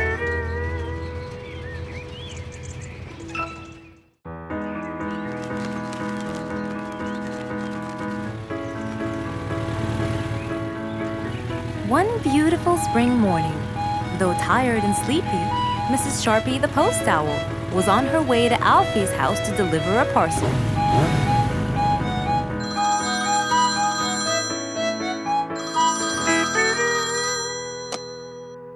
This is Alfie. Who is it? It's Chip, Alfie. How are you? I'm fine, thank you. Great! I sent you the new sheet music. which you have to rehearse. Of course! I will as soon as it arrives. As soon as Alfie hung up the phone, he heard a knock on the door. Good morning, Mr. Alfie. I have a parcel for you from Mr. Chip. Oh, thanks, Sharpie. I better start. Alfie took the parcel and got out the sheets. And then he went off to practice. Alfie the sea elephant was relaxing on the seashore, for it was his favorite place to be. He loved playing his violin, but suddenly the strings became so thin. And as he gave it a hard play, the strings snapped, and Alfie's face turned pale gray. Huh? Oh no! Not my violin! It's my one and only hobby! What shall I do? Oh, I know! I must go to Mr. Fox! Alfie walked towards Mr. Fox's place, hoping that he could help and solve his case.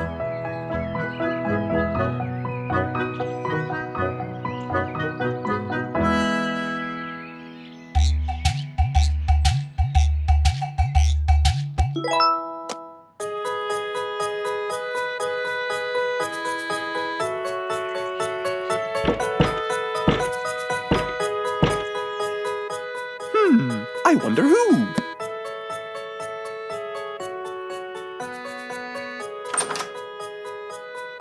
Alfie, our star musician. Welcome. Come on in. Thank you, Mr. Fox. Have a seat. Would you like some lemonade? Yes, please, Mr. Fox.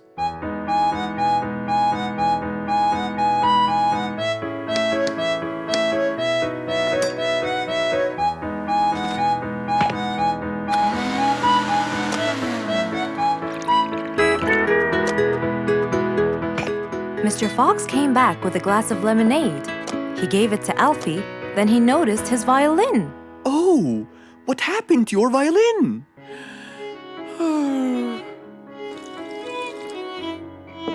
I was playing by the seaside and suddenly the string snapped. What do you think I should do? Well, we can simply buy some new strings and change them. I already bought them, but I don't know how to change them. It's my first time. No problem. It's easy. Now let me teach you how to replace them.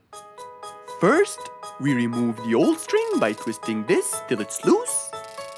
Then, we pull the broken string out of its hole. After that, we twist the tuning peg on the other end and pull the other end of the string from its hole as well. See? Now the whole string is out. We insert the thin end of the new string into the hole of the tuning peg. Then, bend the string around the hole like that and fix its other end into the other hole.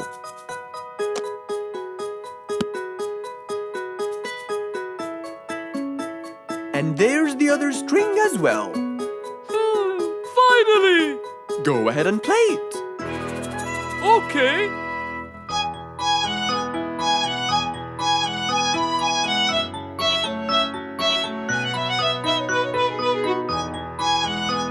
With his violin finally fixed, Alfie walked out the door.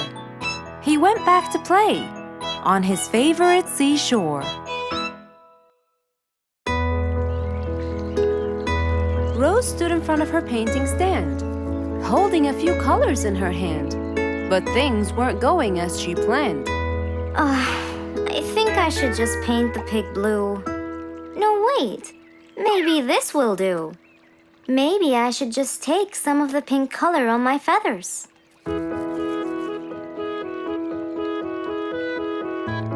This isn't working. Maybe I should call Mr. Fox. He might have some clue about what I should do.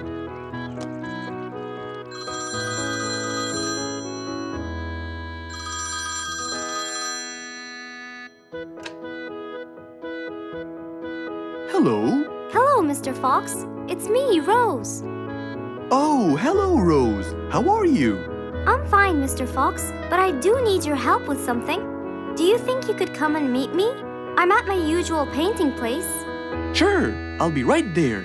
So, without a moment to lose, Mr. Fox got ready, got into his car, and drove off to where Rose was painting.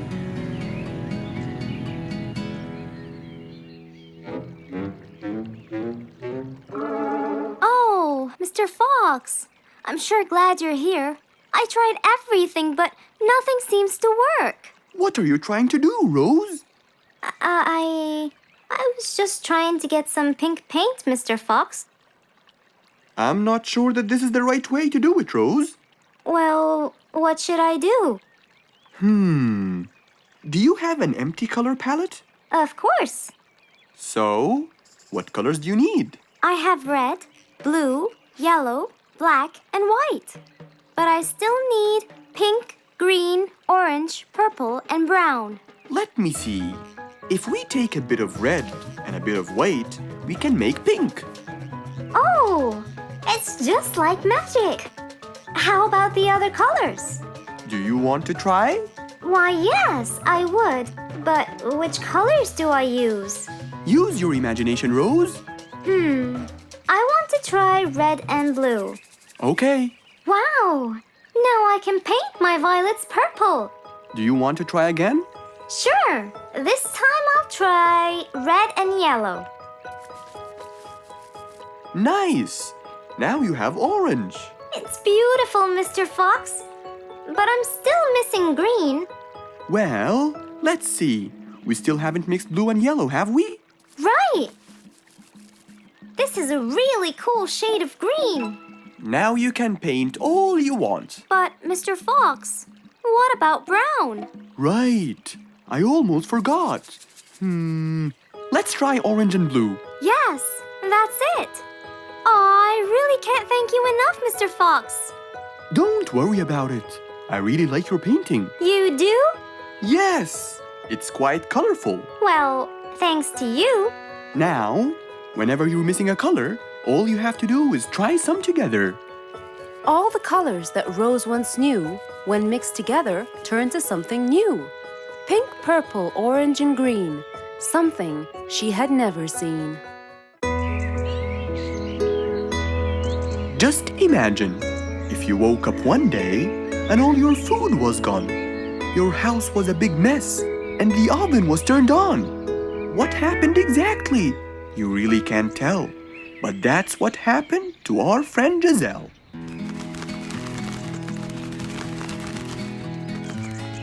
It was a lovely morning, just like all others. But when Giselle arrived, she was burdened with troubles.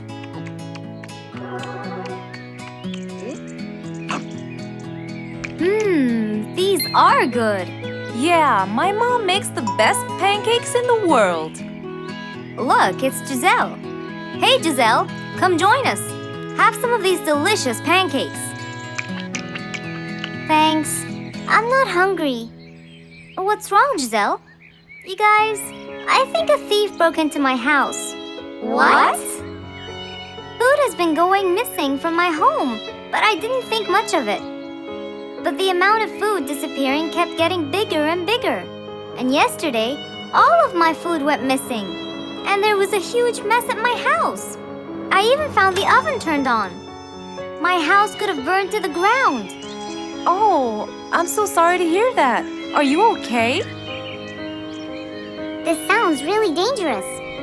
What if this happens to my house next? Calm down. Whatever it is, I'm sure we can deal with it. Giselle, let's go to your house and check it out. And so, they left for Giselle's house. They had no idea what would be waiting for them.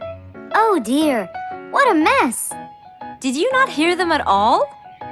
I heard noises, but by the time I got up, they were gone. Did they take anything else other than food? No, nothing else is missing. So how do you explain all this mess? Maybe they were trying to find their way in the dark. I think Bingo's right. They didn't want to turn the lights on so no one would see them. Yes, but there are more important things.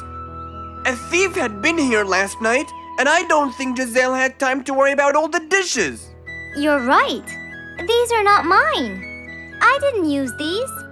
That means that whoever was here didn't just steal the food, they ate it all here. That would explain why the oven was on. They cooked. Okay, calm down. We'll figure out a plan to catch them. But first, let's clean everything up. They started cleaning the house, trying to help their poor friend out, while being so worried about what's going to happen next. Any idea how we're going to catch them? I have an idea. We'll have a neighborhood watch. You know, we'll stay up around the house so we can catch them as soon as they come near. Sounds great. Giselle, why don't you go and get some sleep? We'll take care of it. Thanks, guys. They all sat in anticipation, ready to jump on the thief without any hesitation. But hours passed by with no one in sight. They started to become very, very tired. Does anybody else feel a little bit sleepy? Yeah, and cold, and a little hungry.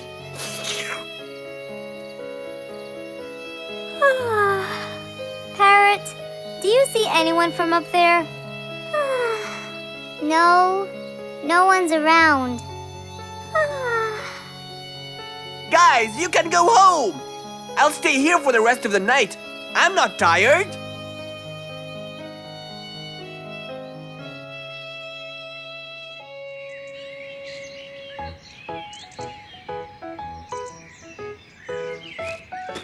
Good morning. What happened after we left? Did you see them? I heard a noise from the bushes near the house, but no one was there. They must have seen me, got scared, and ran away. Wow, you must have looked so tough. How did you get them so scared? I'll teach you guys. First, you have to stand chin up, hands on your waist, and look so focused. Then, you walk back and forth in front of the house, so they wouldn't have a chance. Don't get distracted by anything, and most importantly, carry a weapon. A weapon? Yes, these are mine. A salt shaker and a ladle? It's a pepper shaker. You sprinkle it in their eyes and then hit them with a ladle. Ooh, scary. Okay, I think I got it. I'm going to be on neighborhood watch duty tonight. I'll go get ready. See you all later. And so, with a big responsibility to bear, Bingo guarded the house, steady and aware.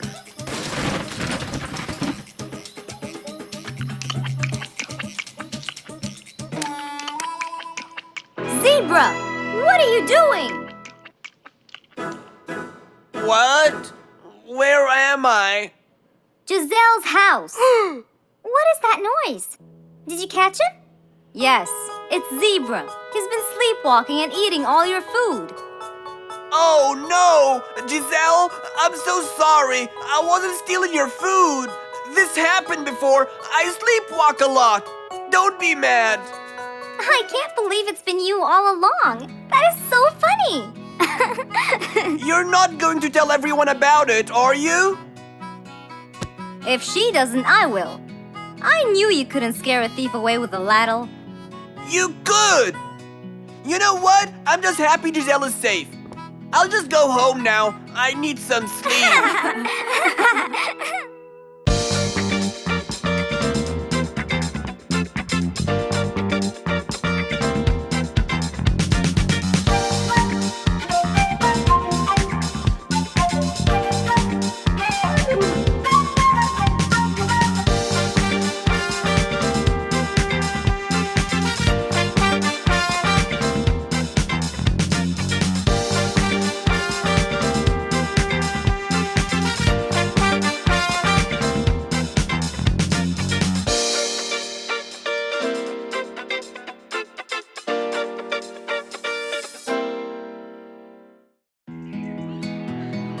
An autumn windy day. It was Jumbo's birthday. He was dancing and playing with his friends, hoping this day would never end.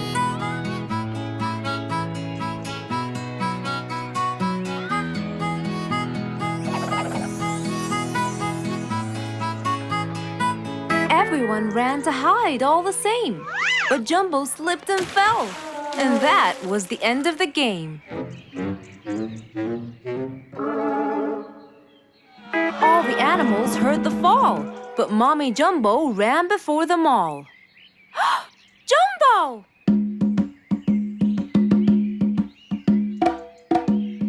Oh, Jumbo. Combo, you have to take him to Mr. Fox immediately. So, without further delay, off to Mr. Fox's house they hurried away.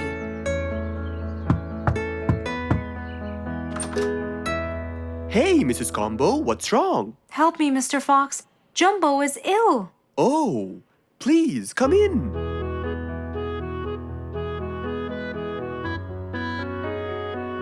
You look cold, Jumbo. I'll get you something hot to drink. Thank you, Mr. Fox.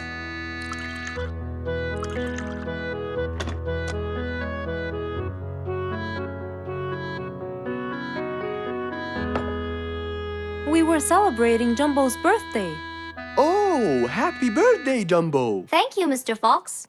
But as he was playing with his friends, he slipped and fell into the pond. He started shivering and sneezing. I feared he might be sick, so I thought I should bring him to you, just in case.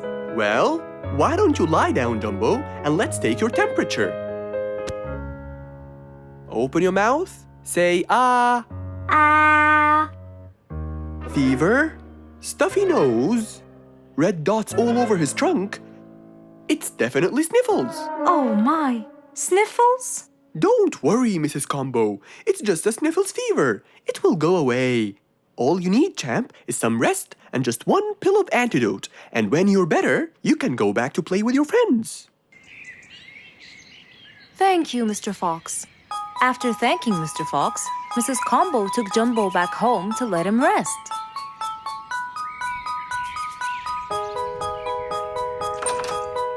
All right, Jumbo.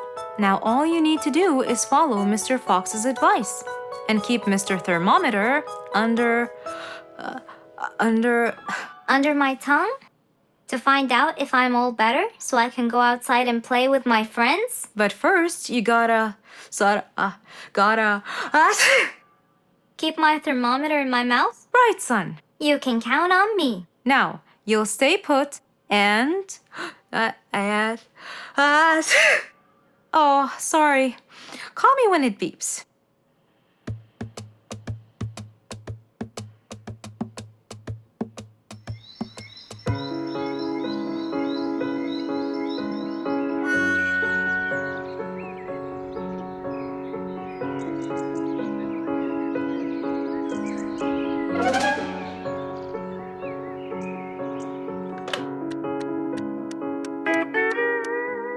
Hello, Frisky. How are you?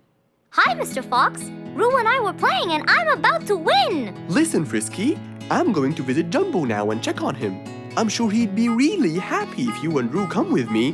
What do you think? Great idea, Mr. Fox. I want to check on him too. We'll meet you there. As agreed, Mr. Fox met Frisky and Roo at Jumbo's house. I'm coming.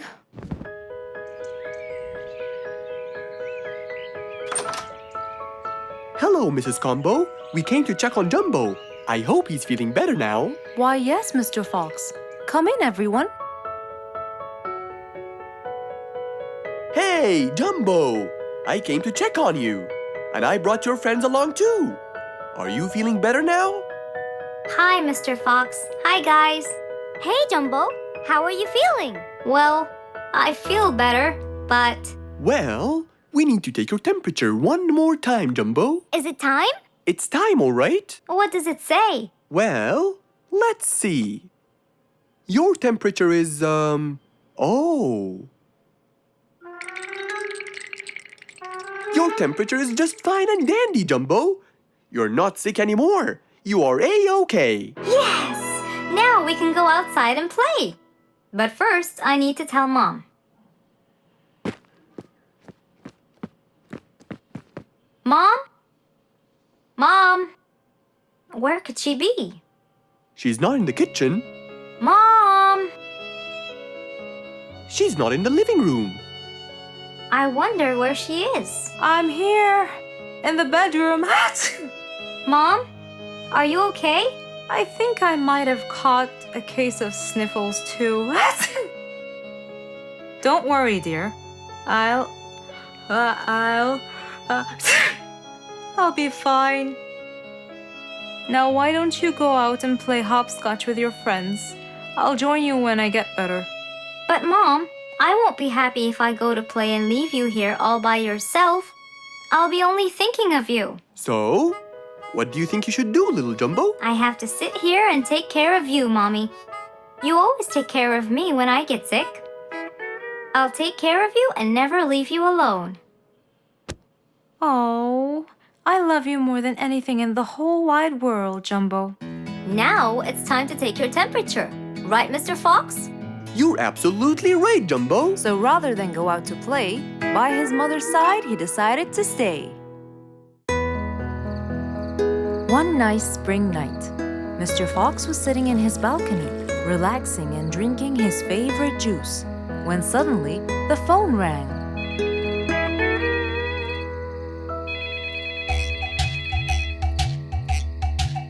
He wondered who would be calling him this time of night.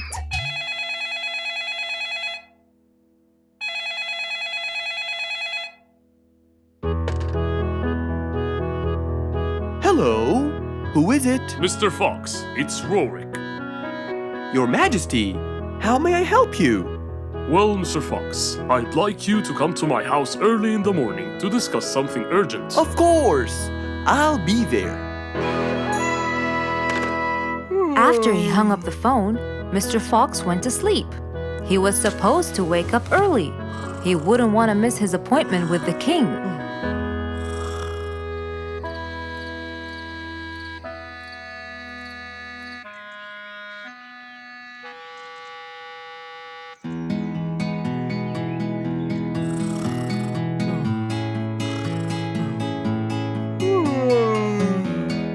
Early next morning, Mr. Fox woke up and went to wash his face.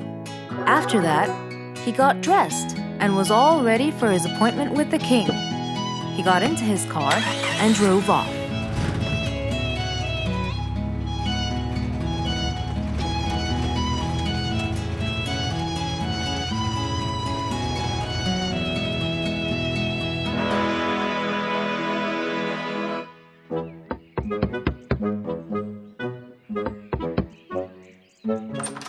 Hello, Mr. Fox. One moment, please. Your Majesty, Mr. Fox has just arrived. May he come in? Of course. Let him in. Come in, Mr. Fox. His Majesty is waiting for you. Good morning, Your Majesty. Hope I'm not late. No. You're always on time. How are you, Mr. Fox? I'm fine. And how's our little Frisky? He's fine. A little mischief every now and then. You can never get him to stay in one place. But thanks to your bracelet, we can always find him. Saved us a lot of trouble. It's my pleasure. So tell me about this urgent matter. As you know, our jungle's population has been increasing lately. Indeed. Our population has increased. Yes, but it's getting harder to summon them all to the meeting every time. That's why I called you, Mr. Fox. I need you to figure out a way for me to reach all the animals at the same time. Let me see. I need to think this through. That's okay, Mr. Fox. But please, don't take too much time. Don't you worry, Your Majesty. I will find a solution by tomorrow. As Mr. Fox got into his car to get back home, he thought all the while about the king's request. How could he help the king with his problem? With everything else Mr. Fox has faced, this might be a slightly bigger challenge for him.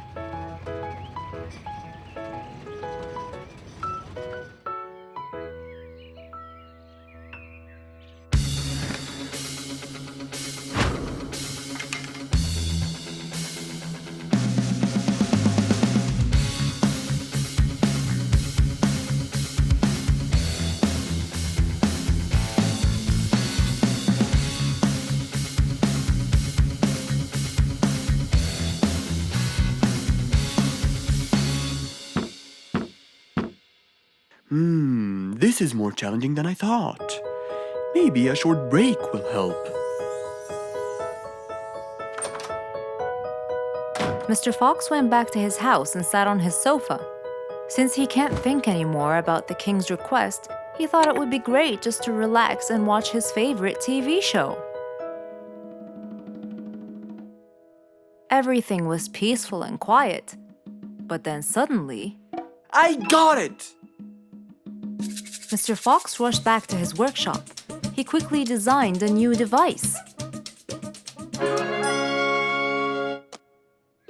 He carried the new device to his car, and off he went to King Rorik's place.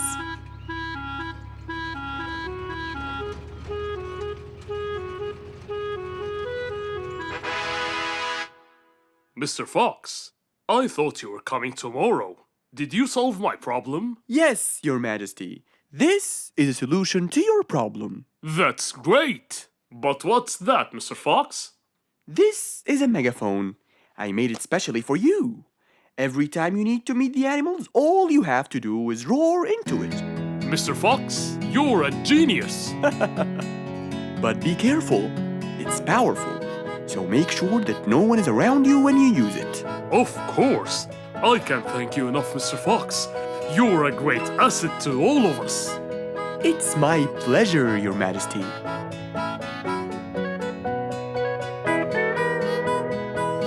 Goodbye, Mr. Fox. Mr. Fox got into his car and waved goodbye to the king. He was feeling happy and pleased. The problem was now solved, and he was able to help out a friend once more.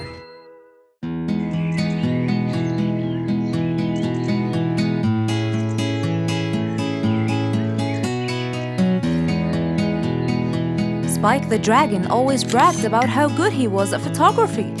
And all he wanted was just one little chance to prove to everyone how talented he was. It didn't take long before someone actually recommended him to be the official photographer of King Rorik the Lion's birthday party. All done and send. Wow! That's a nice picture! Now we know who'll be our photographer. And immediately, Mr. Tiger sent a message to Spike. Oh! Finally, someone recommended me. I won't let them down. I promise. And so, Spike started to train and practice some more. His pictures were beautiful, and he felt so happy. Everything went well until the morning of the party.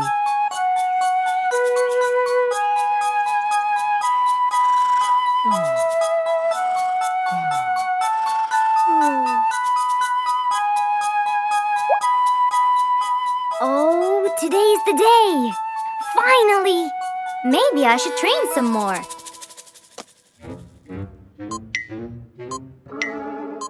Huh?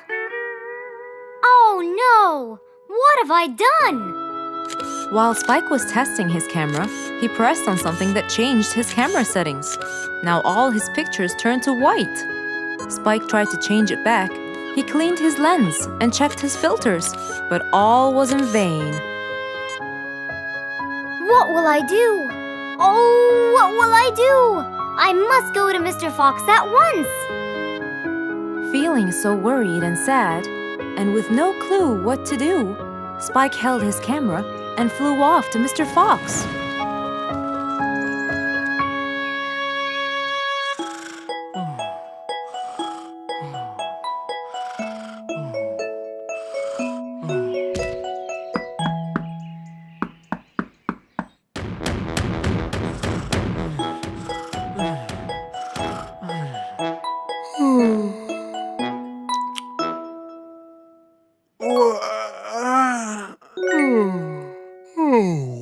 How could it be this early?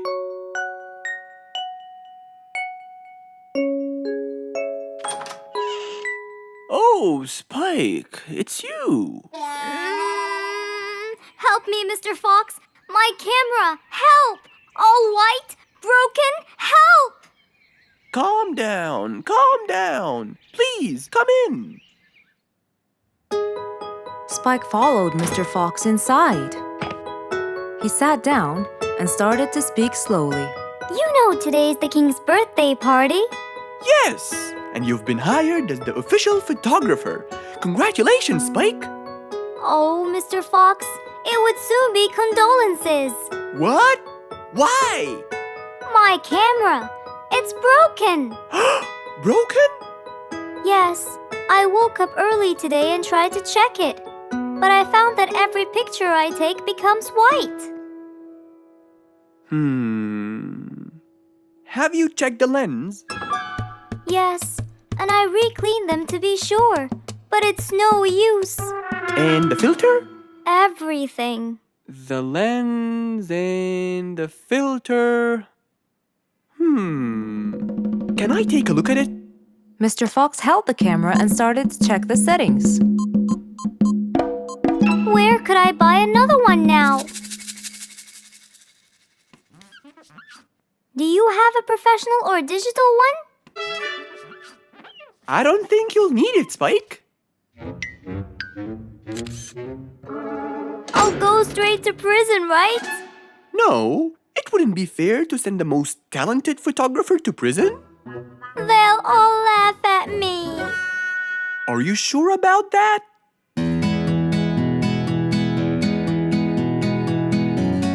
Mr. Fox took a picture with the camera and showed it to Spike, who couldn't believe his eyes. Wow, it's back. What was wrong with it? Looks like you accidentally increased the gamma. Oh, I forgot to check that. Thank you, Mr. Fox.